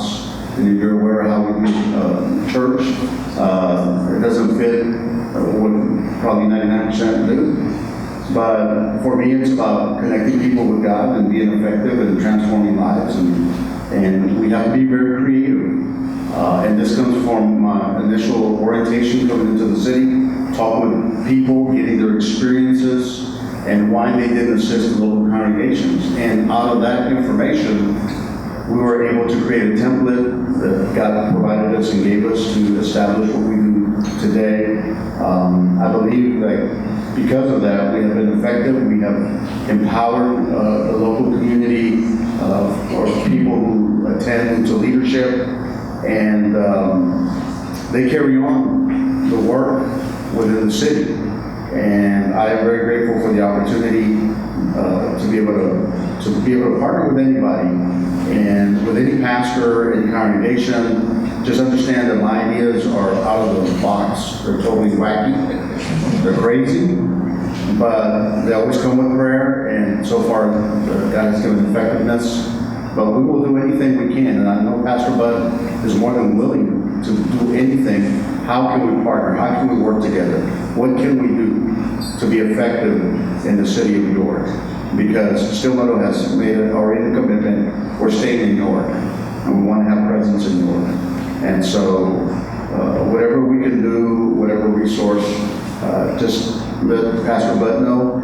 Pastor Kim Vandenborg is here. He's our facilities over both campuses. It's a huge task. I don't know, what, 22 acres that Still Meadow owns, plus all of its property. And he oversees not only that aspect, but all the employees associated with this. So there are key people within Still Meadow who are available, And he's available also to anything to do with resource, finances, buildings, or whatever. Pastor Kim's available. And so whatever we can do as a congregation, speaking for Steel Meadow, and I think I can do that, Pastor Bud, just let us know what we can do. First of all, Abel, Jesus was seen as crazy and out of the box too. But second of all, you also are very involved with the Northeast Neighborhood Association, and there's several congregations, so you do cooperate with that. Salem Square has done the same kind of thing with churches, and some which were out of it but wanted to help with Salem Square. So there have been congregations that have cooperated with them. Grace Fellowship is still finding their way, having just helped to establish a new neighborhood association, which Bob told me their intent is not to continue running that association, to get it up and running, empower the people in that community, including the churches, to come on board, and then they step back and they just take another role, but not being the lead. So I know they all are doing that, but can we improve on it? Absolutely, 100%. Thank you so much. Let's give these folks a round of applause and thanks.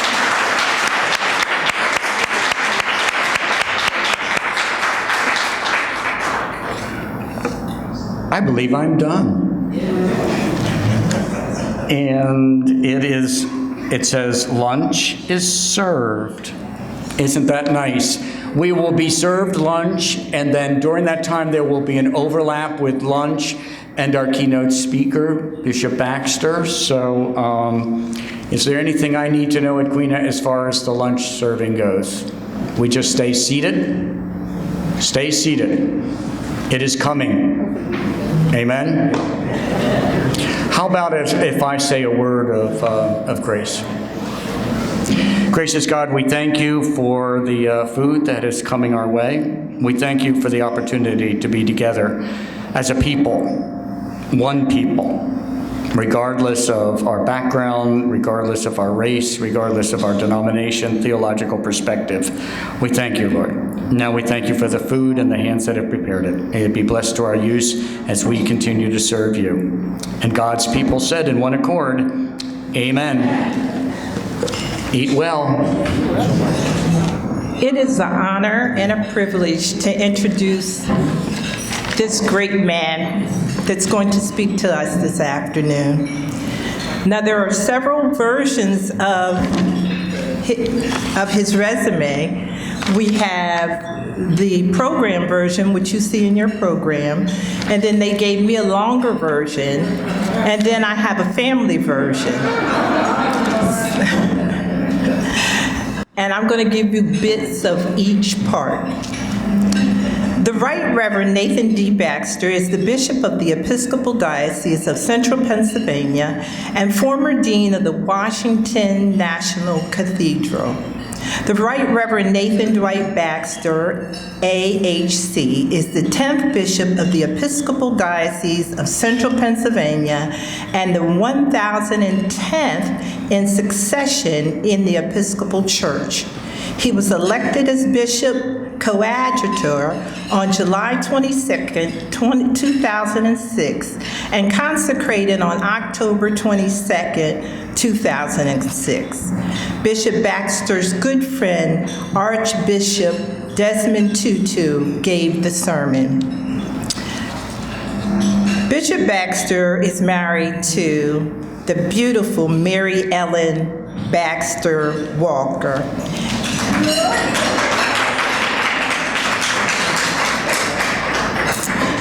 And from this union, they have 2 children, David and Tamika Baxter, and 2 foster children, John Harmon, Thadbreen Dowling. They also have 9 grandchildren, and there's a whole lot of names there. He graduated from Lancaster Theological Seminary in 1976 with honors and prizes in homiletics, Christology, and he earned a doctorate of ministry there in 1985. He studied in many places and has done so many things. I'd be up here all day trying to read all of the accolades and all of the accomplishments. One of the things I do want you to know, his connection to York is that he got an honorary doctorate from York College. And we were very proud to be a part of that, even though it was cold. He also, his wife, Mary Ellen, is from York, Pennsylvania. She's a graduate of York High, and she's from York City. So Nathan has a lot of connections here. He is also an author. He has a book, and the one that I have read is The Vision of the Millennium. And if you get a chance, please go out and get it. Anything else you would like to know about Nathan, just read his bio, or when you have a chance, talk to him. He's very personable, very down to earth. He knows community, he understands people, he loves people. His father raised him in a community of people, and I've known Nathan most of my life. I appreciate the fact that he came to be our honored guest, and I'd like to present to some and introduce to others the Right Reverend Nathan D. Baxter.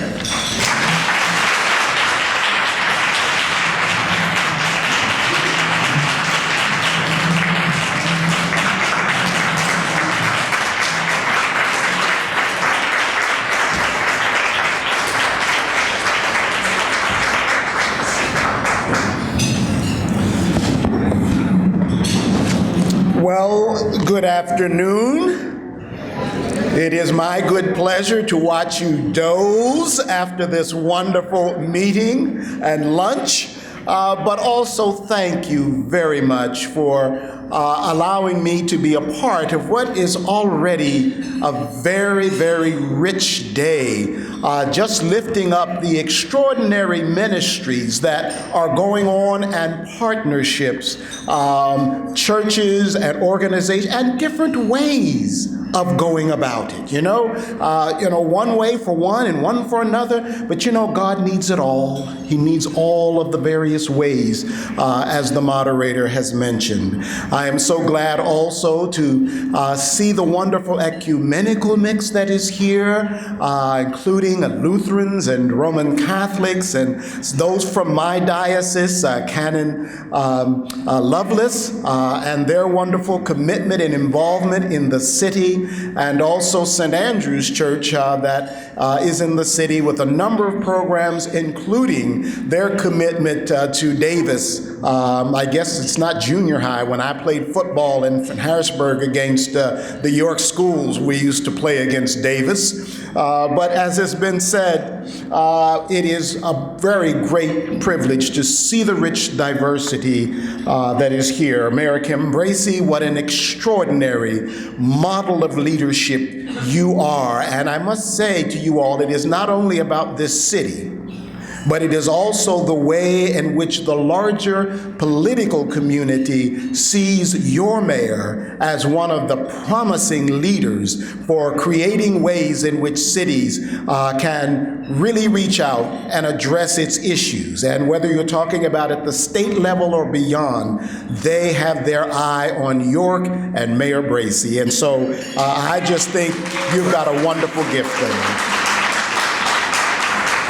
I have lots of cousins here, as you would imagine, and many friends, and I really have the friends from the city because Mary Ellen is from the city. In fact, I heard one of the groups talking about Farquhar Park. That's where I proposed to Mary Ellen, at Farquhar Park.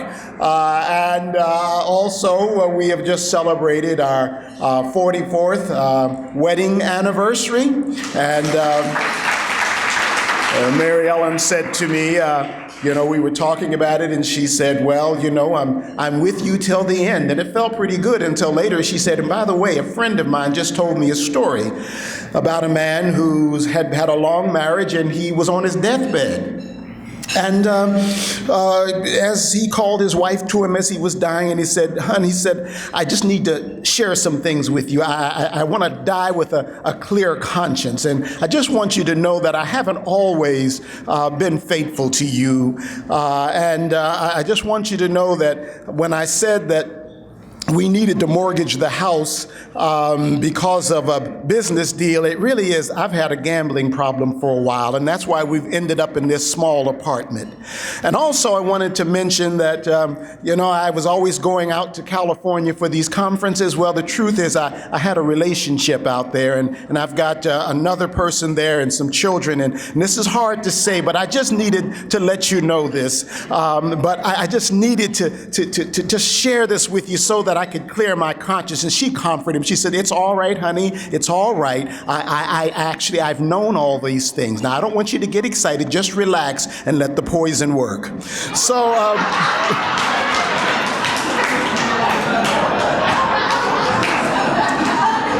so I'm not sure what she meant by until the end, but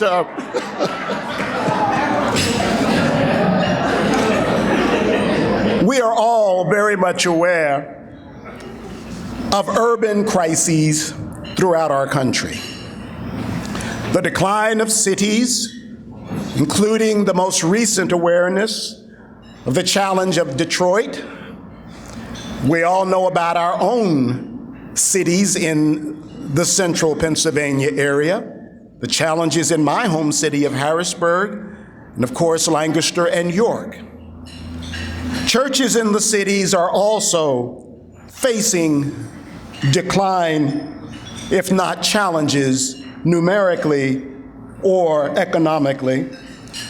And suburban churches worry about the troubles of the city coming into their communities as well. And given the gun violence issues from Columbine to Newtown, we are also aware of the challenges in suburban communities as well. And so the challenges for us have to do with how we address diversity, because often the challenge of diversity leads to recalcitrant divisions. I want to talk a little bit this afternoon, and you must always be careful when a preacher says a little bit, but I'm going to try to do that. I want to talk theologically and biblically from my own perspective, and I know that we have varieties of those views, but I just want to share a little bit with you.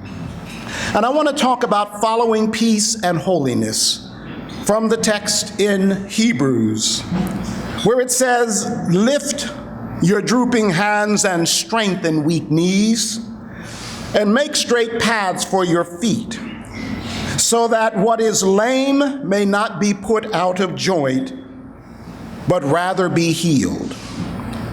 Pursue peace with everyone, and the holiness without which no one will see God. See to it then that no one fails to obtain the grace of God, that no bitter root springs up and causes trouble." Now, the word shalom in the Hebrew text and its New Testament counterpart, eirene, can almost be used as a central theme around which to build and to organize an understanding theologically of Scripture. The word shalom is one of the few Hebrew words which is well known and widely understood. Perhaps the others most closely is alleluia and amen. And so if we would hear someone, as it is in the Middle East, where those of the Hebraic background would say shalom, or of the Islamic background would say assalam, it is that which we may say to one another as a greeting of peace. Many of our churches, both liturgical and otherwise, have begun a practice in the liturgy or in the worship of offering the peace to one another. The peace of the Lord be with you. It's a time of greeting. It's a time of healing. It's a time of individually going and reconciling, that we might prepare, as in our tradition, prepare for the reception of communion. And others, it is the healing that moves us towards going out into the world to serve. And so therefore, the many references, almost 250 in the Hebrew Bible of shalom, have that sense of a genteel greeting, a good wish. Shalom, of course, is the climax of the ancient Jewish priestly blessing in Numbers. The Lord bless you and keep you. The Lord make his face to shine upon you and be gracious to you. The Lord lift up his countenance upon you and give you shalom.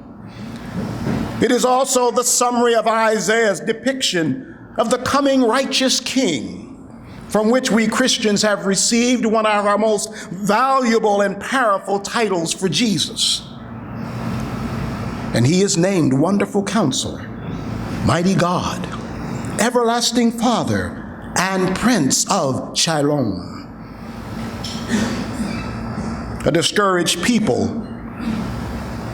a people in exile, is the motivation for this vision of Isaiah.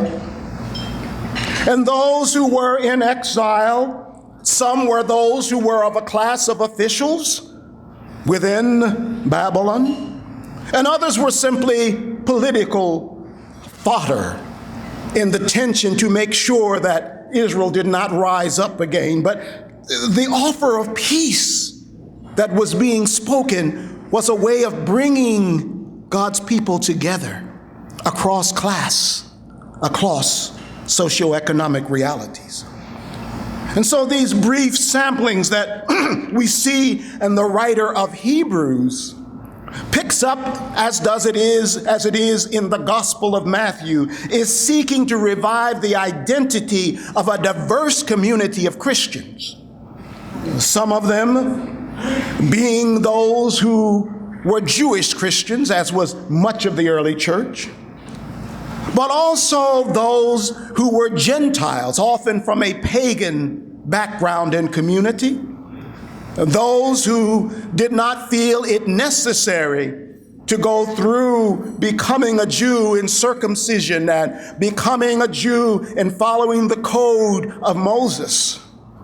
And then there were those who had converted to that understanding. And then there were Judaizers, those who had a sense that you couldn't be a Christian unless you could be first a Jew. So with a church like this, almost sounding like the diversity in our own denominations, the question was, how in a time of persecution and challenge can we find a way to come back together? So the writer of Hebrews felt that if we could go back and see the vision of God from the earliest experience, then somehow maybe unity and strength and hope to meet the challenges of their repression might be possible. Yet wherever we find peace or shalom, it is always related to the diversity in community. Always related to that. It is about how God can bring God's people together. And so even in the earliest examples, when we think about the witness in early Hebraic experience, when they referred to the Hebrews before the kingdom was established and we had Israel, the term for Hebrew really is Ephraim, or Hebraeus, and it means a mixed group of people passing over from Egypt. They were not a people. They were slaves, some of them warriors, some of them farmers, some of them having identification with Abraham, others just simply out of their condition related to one another. A people who passed over. That's what it means, those who passed over. And so the challenge of Moses was not only getting them through the wilderness, but helping them to become a people, and therefore the need to spend that time in the wilderness. Before they could live into the vision of God, they had to become a people. Some of them were doing quite well. Some of them were actually defending the northern border of Egypt, so they were good warriors. Others were making bricks without straw. They were diverse. But early peace was speaking to how they might come together. And so as we move forward to the letter of Hebrews, that diverse Christian community was one in which the writer thought if we could understand how far back God's vision for bringing God's people together for God's purpose, maybe it will give us the strength to make a difference, not just in our little corner, not just in our own way, but together. By the time of the kingdoms, the time of the kingdom of Samaria, the kingdom of Judah, the north and the south, the idea of shalom had become attached to the city. The symbol of what it meant to be a people, whether you lived in Jerusalem, around Jerusalem, or further out, where the various tribes would be. There was a sense that the city was a symbol of their identity, not just as a people of a nationality, but a people who had a common call to shalom by God. Therefore, Jerusalem.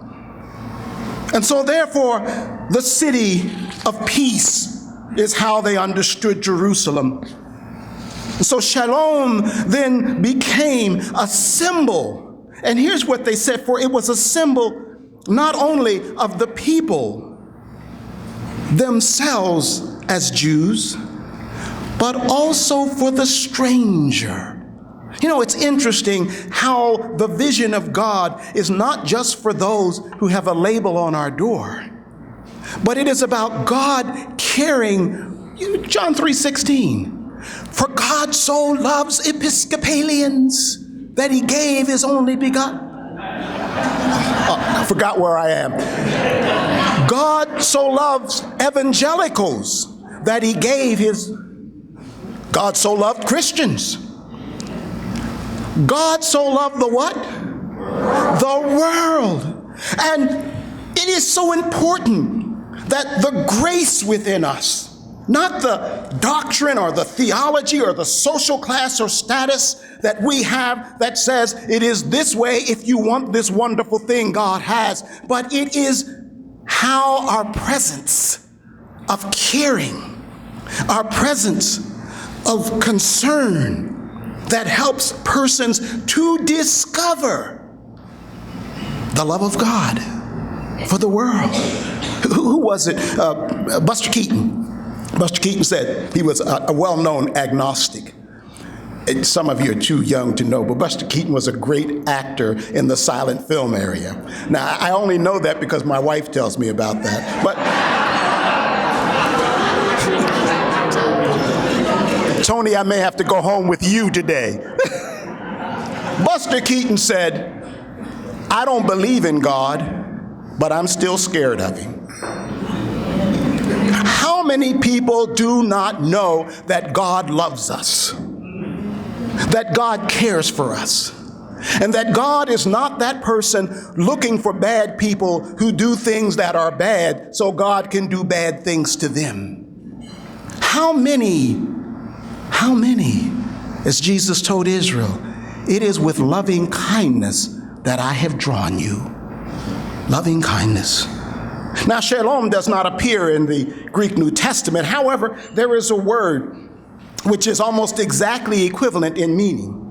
I'm so delighted that Professor Lee Barrett, Senior Professor of Theology of Lancaster Seminary, is here.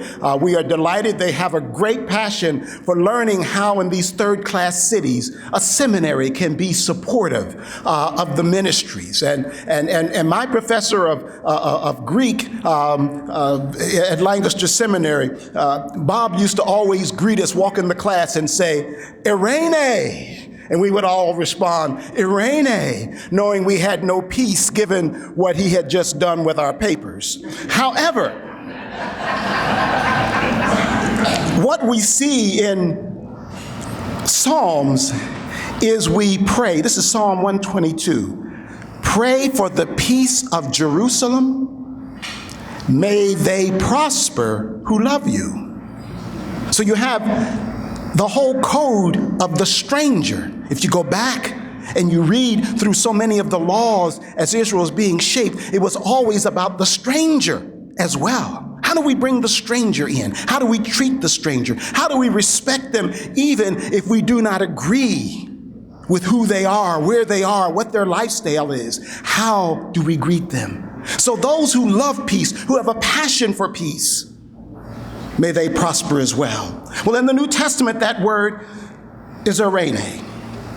And when we say this, it has a conciliatory sense. It's from which we get our English word when we talk about something being Irenic. It is about peace and conciliation.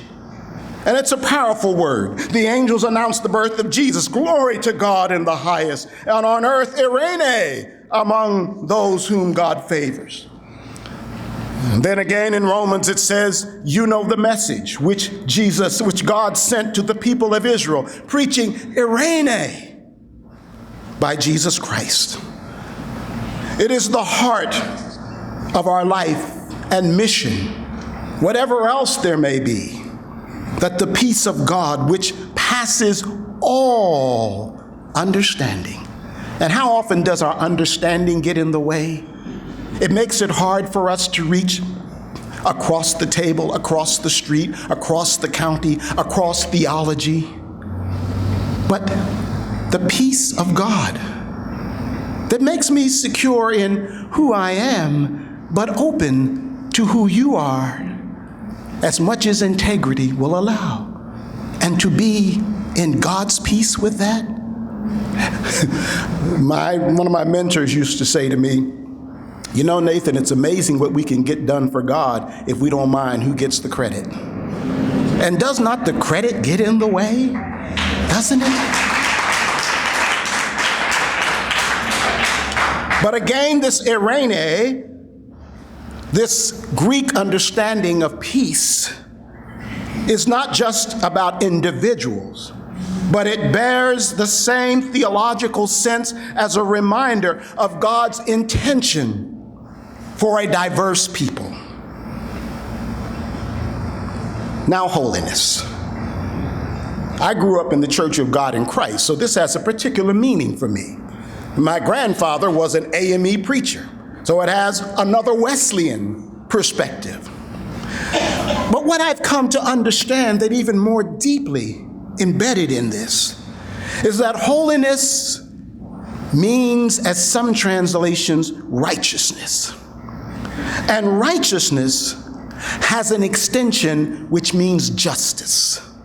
Now, I want to come back to that, but when we see it in the New Testament particularly, what we see in the New Testament, because the Old Testament is mostly translated as righteousness, and in the New Testament, in the Greek Bible, more of holiness.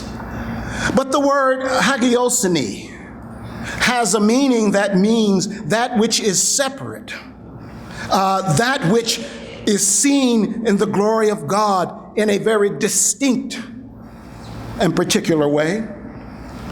But the other, that hosiates, means seeing with awe the glory of God. Now, the reason why I give this balance is that it lives in the tension of whatever it may mean that you see being a Christian. What does it mean being set apart? And is set apart simply about showing others that we are so much better than they? Or is it being set apart for a purpose that is transformative? And secondly, if one looks at the hosiates, the understanding of what guides us is the unfolding vision of God's passion for the healing of the world. So often I have found my vision gets in the way. All I need are a few successes, and I'm convinced I've got the answer. And it makes it hard for me to hear others, to be gracious to others, to allow other ways to happen, even though it may not be my way. So this sense of religious awe for the vision of God, which is constantly unfolding, which is constantly growing. And if I don't feel challenged in the comfort of my faith, maybe I'm not growing. Secondly, I want to stress that there is in holiness, in the sense of how we project God's vision, it necessitates in the New Testament a vision of ecumenism. That is to say, the wholeness of all the people of God, regardless of the label on their church. It is a call, an ability to recognize a common Father, a common mission, while honoring our diverse manifestations. Secondly, in an ecumenical sense, holiness is a sense of fundamental wholeness among the people of God. The ability to recognize that commonness while honoring our diversity. And why? So that the world may know the love and vision of God in tangibility. And the biggest scandal in Christianity is our division, our lack of unity. St. Augustine taught, in essentials, unity. In non-essentials, liberty. In all things, charity. Now, it may be that your essentials, there may be some of them that are really different than my essentials. You know, like the passion for how we minister and lift up what it means to be a Christian LBGT. It's going to mean something different, perhaps out of my tradition, than it means out of yours. So maybe that's not a place where, as an essential, we can agree. But then there's so much else upon which we can agree. And so the world looks at us and says, well, how is the church any different than Congress? How is the church any different than city council? The church, Barna Group just did a study about young people. And I was really moved by how young people, something like 70% of them, said the reason they're not interested in churches is because they're always bickering and fighting with each other. They're always saying who's a Christian and who's not. And I thought, well, I guess a lot of the kids out in the world, I read it again, they said that of the young people they interviewed, 30% of them were also young people who had been raised in the church and were presently active in their churches. So it also has to do with how our children, as they grow and see the world, it's not that they don't want to be a part of our congregation, our church, our tradition, but at some point they start saying, why is it that Sunday school teacher or pastor is always putting down the other church? You know, what's going on here? And it raises a question for them. In essentials, unity. In essentials, liberty. In all things, charity. I heard the voice that reminds us, and I heard it so richly here today in this panel, that it is critical that our ministries have not only a heavenly vision, but an earthly engagement.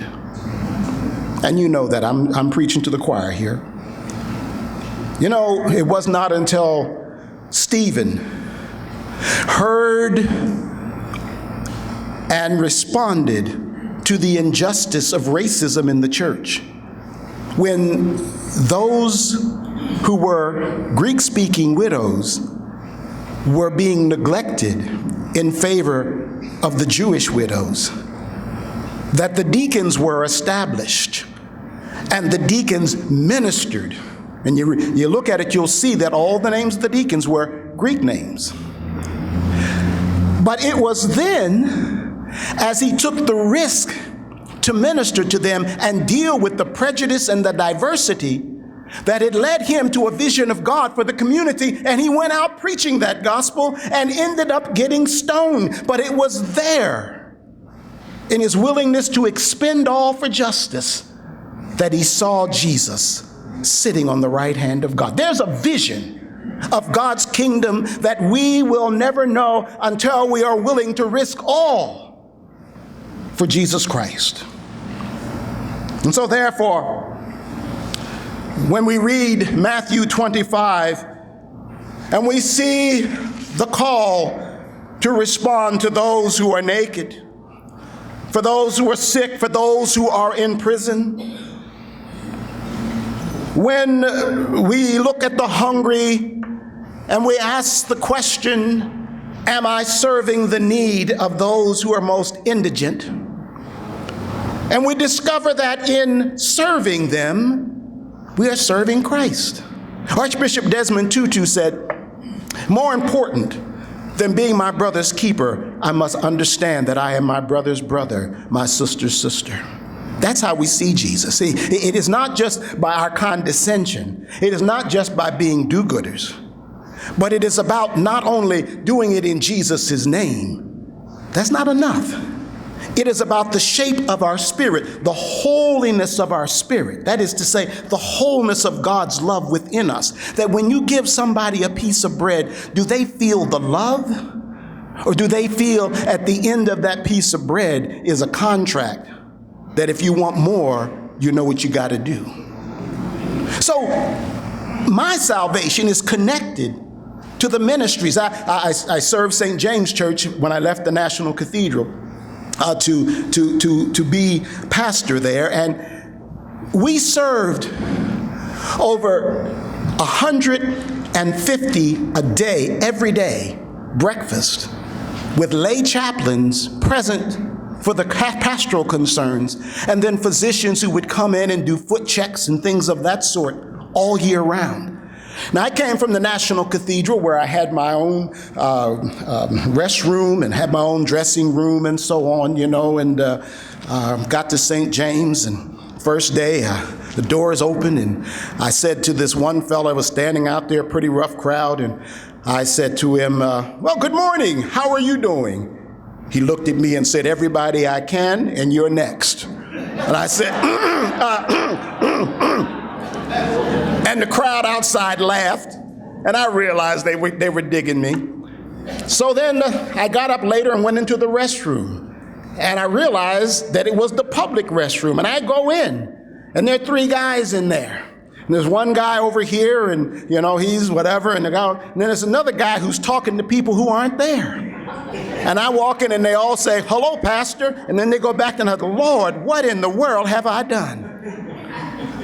But then I began to hear their stories, to learn about their experiences. And then it became a challenge to say, okay, are these people ready? And are we ready to do more than feed them, but to welcome them into our lives?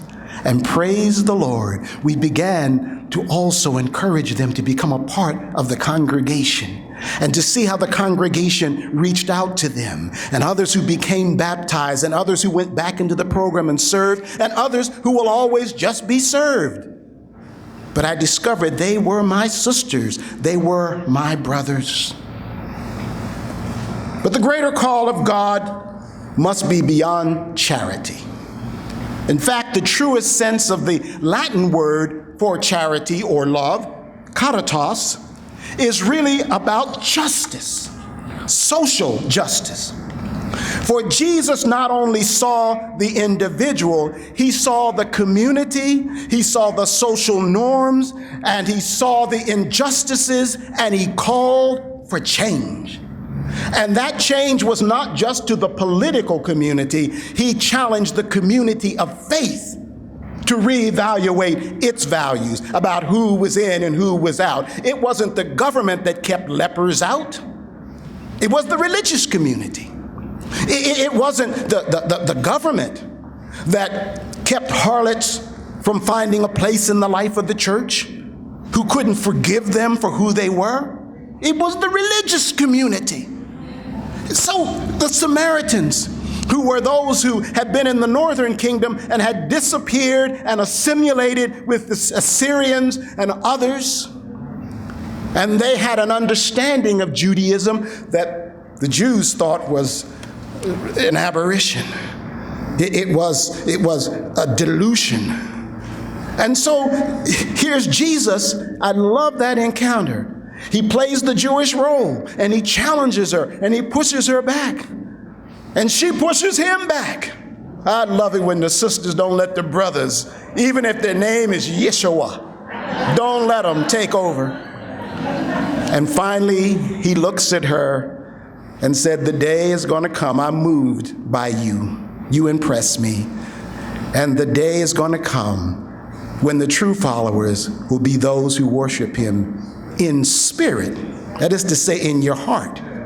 Not just in doctrinal truth, but in your heart, beyond that. So the issue of justice was that Jesus was dealing with the social construct, the woman who was caught in adultery. Jesus was primarily dealing not just whether she committed adultery or not, but the constructs within society that was sexist and thought that only the woman would be obligated. She didn't do that by herself, I don't think. And why were they going to stone her? It was the sexist construct of that society. And also among the religious community, the inability to show grace and mercy. Pope John Paul VI, one of the great popes, said, if you want peace, work for justice. Not just charity, but work for changing the constructs. Get rid of Gus's bar. Get together and work with the police department and challenge the drug dealer on the street. Do something that changes the economic reality so the gangbanger will have a job, because sisters and brothers, if you can't get a job in the dominant economy, you'll find work in the alternative economy. And unless you change the economic structures, unless you work with those who are able to make a difference in the priorities of government, who speak out not just for bread for the hungry, but speak out for ways in which the hungry can be educated. Somebody told me once a story of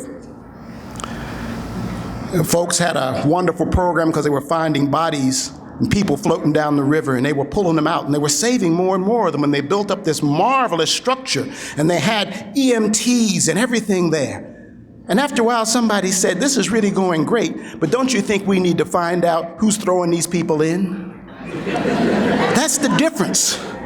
We can have great ministries that are pulling folks out and saving them downstream, but at some point, the church concerned with justice got to go upstream and see what the system and the structure is that's throwing folks in. And that can be pretty risky, and a lot of church folk don't like to get involved with that, the politics, and religion, and, there's no such thing as separation of church and state. I need to tell you that. You go back and read the Constitution. But that's comfortable for us because we're doing the Lord's work. We don't have to get involved in politics. If you want peace, work for justice. I'm afraid, as I have traveled around this country, that we have given up, even despaired, on charity as peace and justice. And it's often because we have not been willing to work for justice. We've given up. I don't know how many times I've heard pastors in suburban churches, pastors in what we used to call mainline churches. We've tried that, Nathan, and it hasn't gotten us anywhere. Well, all they want is our money. Or, to be very honest, I don't understand those people, and they don't understand us. Or, what you say is right and so on, but my congregation's scared of that community. Or I often hear conversely, they don't care about us in the city. They're in the suburbs where the living is easy. Well, Columbine and Ventura, I don't know how easy it is. But anyway, they come in for a while, but they leave when they find out that we have a program and they don't want to work with our program. You don't talk much about partnerships, sort of like what's going on at Covenant and what's going on in the ministries that some of you are doing. You start on the ground level of listening and working together. But there's a despair. We've kind of given up. We're tired, we're weary. And if you think you're weary in the suburbs and in the exurbs, think about how weary those in the city must feel. It makes me think of the story of the preacher in the yard sale. I don't know if any of you do yard sales or not, but my wife accuses me of being a hoarder. But anyway, the preacher was in the yard sale, and a lot of goodies there you can find. You don't have to need them, you just like them, the things you find. He saw a lawnmower, and he went up, and there's a little boy there with the lawnmower, and he said, "Son," he said, "what you want for that lawnmower?" And the little boy told him. He said, "That's pretty good, son." He said, "Does it work?" The little boy said, "Yes, sir." He said, "Well, let me try it before I buy it. I want it, but let me try it." So he takes the cord and he pulls it.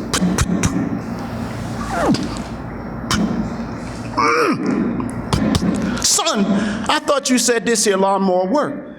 He said, "Well, sir, it does, but sometimes my daddy has to cuss at it to make it go." The preacher pulled up, stood in his full proclamation posture and said, "Son, I've been a minister of the gospel for 40 years, and I can't remember the last time I cussed. I don't even think I'd know how." The little boy said, "If you keep pulling on that rope long enough, it'll come back to you."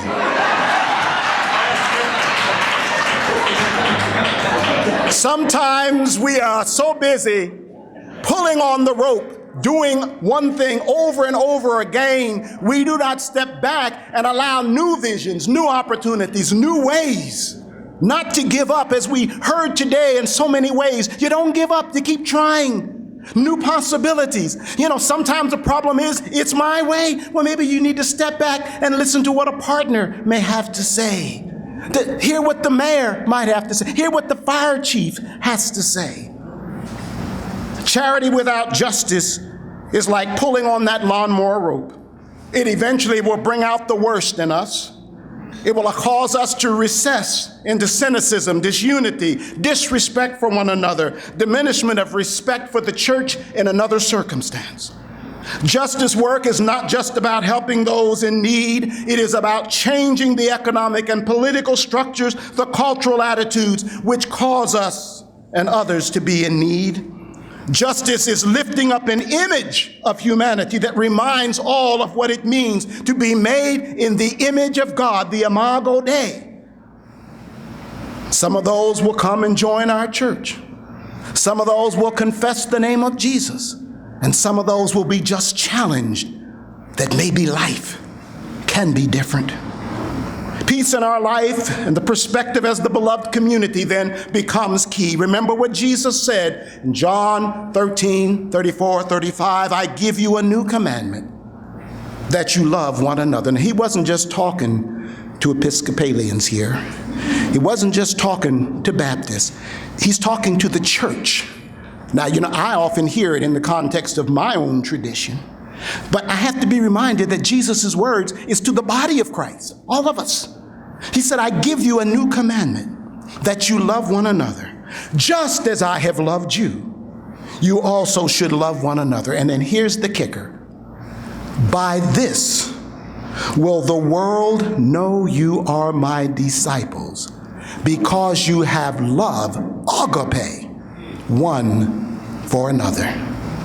Agape doesn't mean love in the sense that I just want to lock arms and skip away with you and your ideas and doctrine. It means that I have a godly respect for you. I honor the differences, but we all have a commitment to manifesting the kingdom of God. And when the world sees that, when my children and my grandchildren see this, when the children in our congregation see this, when the cynical persons in the community see this, that we're not just in this ourselves, but that we are a part of the body of Christ, and we are here to lift up God's hope for the world, God's love for the world, then suddenly we are seen as disciples. But it's too easy now for people to pick and choose who they think might be Christian and who they think are not. And the majority of them really don't give a hoot because they don't think we do. And so therefore, the challenge for us is that challenge of understanding that for in Christ, we are all children of God through faith. I think we have seen in the Trayvon Martin situation how deep the issues of race are in our society. And that's a big problem in the church. How we are able to respect the dignity of every human being. And a lot of the things that we say are fears or inability to work together, a lot of that's around racism. Another aspect is a lot of that is around classism. We don't want to work with those folks. And so even within our own racial groups, we are very sensitive about how we connect with those who seem to be the most indigent, who embarrass us. And then we've got the issues about sexuality. And one of the biggest one is about how we see, I'm surprised at the folks who won't work with women pastors. Yeah, if you're a layperson, that's cool. Here's what Paul said to the church, first a bit in Romans, but I like the Galatians version better. He wrote, "For in Christ you are all children of God through faith. As many of you as are baptized into Christ have clothed yourself in him." You have become a part of the body of Christ. You are wearing the Shekinah glory of Jesus. There is no longer in Christ Jew or Greek, no racism. There is no longer slave or free, no classism. There is no longer male or female, no sexism. For all are one in Christ. So this sense of toleration, which has been a great Christian virtue, how do we learn to tolerate one another?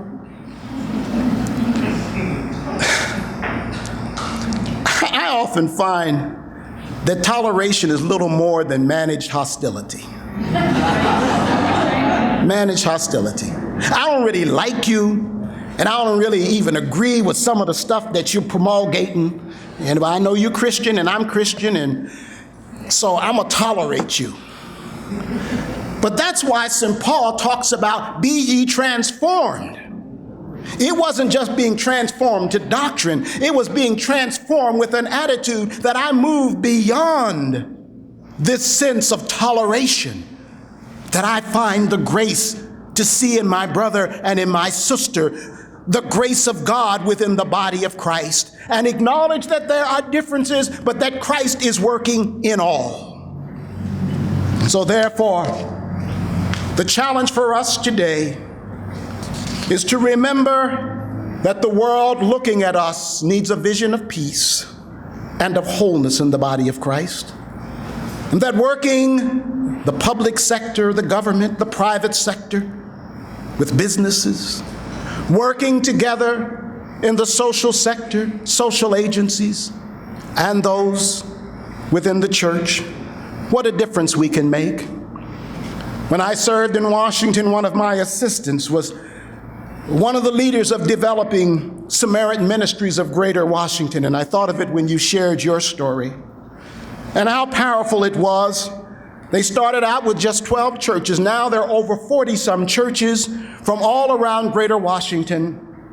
They are dealing with issues of homelessness, a ministry that spends the whole night working winter and summer with the homeless, providing for them, witnessing, making God's love, feeding programs. Now they have adopted a tremendous AIDS program, not only working with AIDS prevention, but letting those know who are dying with AIDS, and they're on the rise now, letting them know that God loves you. God loves you. I think of my father. Many of you know Elder Belgian Baxter, and how in his church, small church, all of his life is of a small congregation, But he had a passion for the city. And he worked construction for many years and pastored. But he'd come in and he would reach out, seeing the needs of the city, to Lutheran and Presbyterian and Methodist and evangelical pastors. And then he, with his little church, they found a merchant who wanted to give away a building. And so they took that on and started the Faith Chapel Outreach Center. And for years they received awards from the government and others. But then he realized that there was more that needed to be done than they could do alone. And so they took it to the United Methodist Neighborhood Center, and there he worked for many years until his retirement, doing even greater ministries in the city of Harrisburg. He worked with organizations, industrial institution. They established the Hamilton Health Center, together with pastors the East Shore and the West Shore of Harrisburg. And it still stands, and it's expanded. Little churches can do significant things, often having integrity that our larger churches do not have. And I think about in this community, we have Lutheran Social Service, Crispus Attucks Center, extraordinary ministry, the York Rescue Mission, Family First Clinics, the Salvation Army. It kept me out of trouble when I was growing up in Harrisburg. And you have it here. We went to the Sal. We played basketball. We did crafts. We had Bible study. What could happen if York tried one more time to risk moving beyond the frustrated memories of charity to a commitment to relationships and social justice? Would the world see us as the body of Christ? Someone mentioned E.V. Hill. There's a wonderful book called Linking Arms, Linking Lives, which I encourage you to read, and how it's called How Suburban Partners Can Transform Communities. And there was a great conference in Washington, D.C., may have been the one where you attended. And E.V. Hill of Richmond was a part of the leadership of the conference. And he said a man living in suburban Richmond said, I have a lot to offer in terms of my experience in the city and my congregation. There are a lot of people with resources and planning and connections and so on. But he said, we don't know anybody in the inner city. So here they are in this huge conference in Washington, D.C. E.V. Hill said, is there anyone here from inner city Richmond? And he said, hands started going up. He said, well, I'm going to marry you each to the other. By the power invested in me, I now pronounce you partners. Go back to Richmond and minister to the poor. Out of that collaboration, and you can Google it, came a program called STEP, Strategies to Elevate People. And its main purpose, as this program has now grown from 1983 to the present, is extraordinary in how it is transforming, bit by bit, the city of Richmond. Each of us must indeed be willing to make the sacrifice. From where I stand, that challenge is for me, and the challenge is for all of us. We have to be the body of Christ. I want to just close with a wonderful story, because sometimes it's so easy to let others do it. Let the government do it, Well, let the inner city churches do it. Well, why don't the folks come in and bring their money and fix things here? But that's not what it's about. But it is a sacrifice. We have people in our congregations who are afraid to come in the city. We have people in our city congregation who are afraid of people outside the city. When we start risking talking about partnership, it's a risk. It's going to cost us. It's going to cost us. You may start out with 100 and end up with 0. The question is, what are you going to do? And you kept on going. Two little boys were fighting over the last piece of chocolate cake. I have to say that. Don't let them take that. I want to finish my piece of chocolate cake. And as they were arguing about it, mother heard them. You had the last piece. No, you had the last piece. That's mine. No. Mother came and said, boys, what's going on? He said, "It's about the last piece of chocolate cake, Mom. He had one last night." "No, you had one last night. It's my cake." "No." Mom said, boys. WWJD. What does that mean? What would Jesus do? And what would Jesus do? He'd say, "Let my brother have the last piece of chocolate cake." Mom smiled, turned around, and walked out. As she got outside of ear distance, the bigger boy said to the little one, "Why don't you be Jesus today?"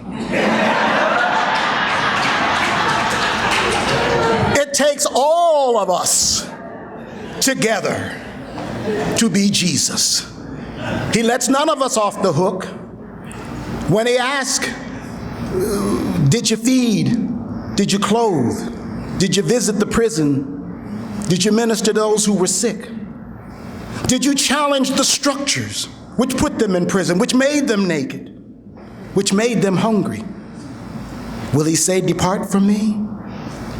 Will he look and say, "It's because black, white, Hispanic, we couldn't get together because we all got our own cultures, our own way of worshiping, our own way of doing things, and we like it and it's pretty unique"? It ain't about that.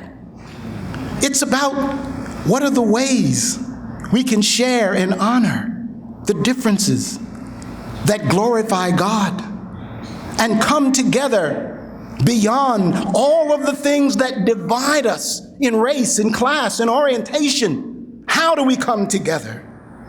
That great hymn I love. An old Erie, Pennsylvania boy, African American, sang in the choir at St. Paul's Cathedral, had a gift for music. He went to the conservatory in New York, became a janitor so that he could just get a little bit of education. And while he was there was a man named Antonio Dvorak. And he saw this little black fella sweeping the floors.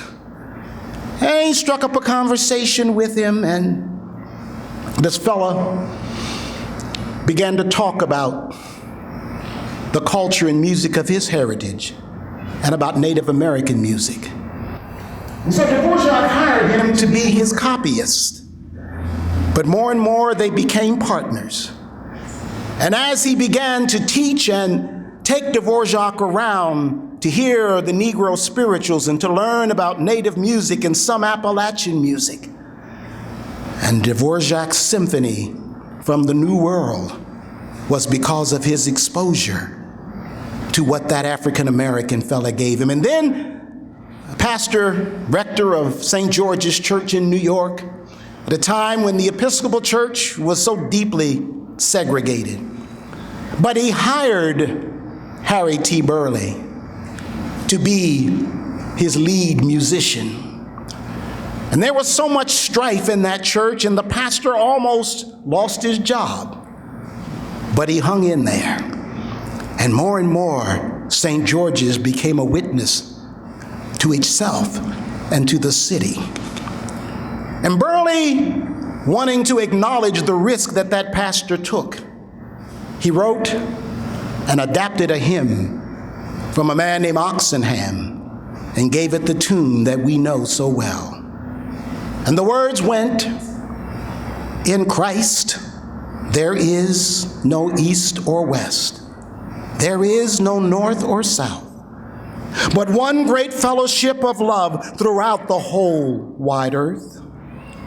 In Christ true hearts shall everywhere their high communion find, and Christ's service is the golden cord, close binding humankind. So join hands, disciples of the faith, whate'er your race may be, for he who serves my Father as a child is surely kin to me. In Christ there is no east or west, there is no north or south. All Christly souls are one in him throughout the whole wide earth. Amen.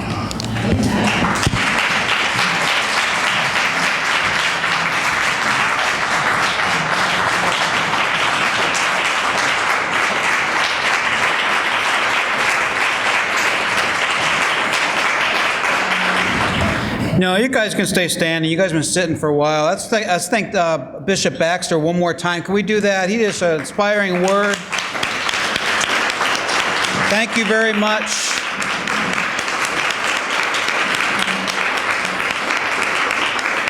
Now, our actual next step is to exercise what he talked about more. And that is to give back and to continue to give, to be people of peace, to be people of love and people of justice. And we will have an opportunity to do that together through the Leading the Give event that you will see on your table. You have postcards, and the mayor actually talked about that right at the beginning of our time.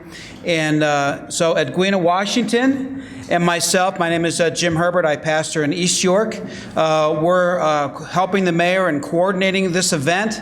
And this is a time that we can actually serve the community, to feed them and to love on them and just to be present. We talked about presence earlier. And so just to be present there. And I also think this is more about us as well than anybody else, of learning how to work together, which is something that we've all been talking about, and now we have an opportunity to do that. And so here's the deal. This is what we need. You folks, the churches here in the city, we would like you to actually, we've got, how many of these cards do we have? Thousands? 2,000. 2,000, and I think we can make more. We will cut a few trees down. We'll plant 3 more in their place, but we'll make more of these cards, and we want to canvass the neighborhoods and get them in the communities, and that's where the very first thing that the churches can do is get these postcards in the hands of the people that we want to be able to serve. And so probably the best way to go about this is to go to the York City website. It's yorkcity.org, and there is, on the events tab, you'll see the logo, Leading the Give. You can jump on there, hit click on there. There's also a place that you can register saying, yes, I want to participate. And we really need to be able to see the body of Christ come together at this event. It's going to be a great time. So that the sooner you can do that, the better off we could all be and be about getting the word out. So is there anything else, Edwina, that we need to add to that? Thank you, everyone. Have a beautiful afternoon. I am encouraged by Bishop Baxter's speech today. Thank you for that. Thank you for that, Brad. And I just ask for everyone to remember to complete your surveys. They're very important to us. And if anyone's interested in receiving brochures today, I do have them with me in English and Spanish. And I can get them to you, and I can also sign you up today if you want to sign up online. Thank you very much. Have a beautiful day.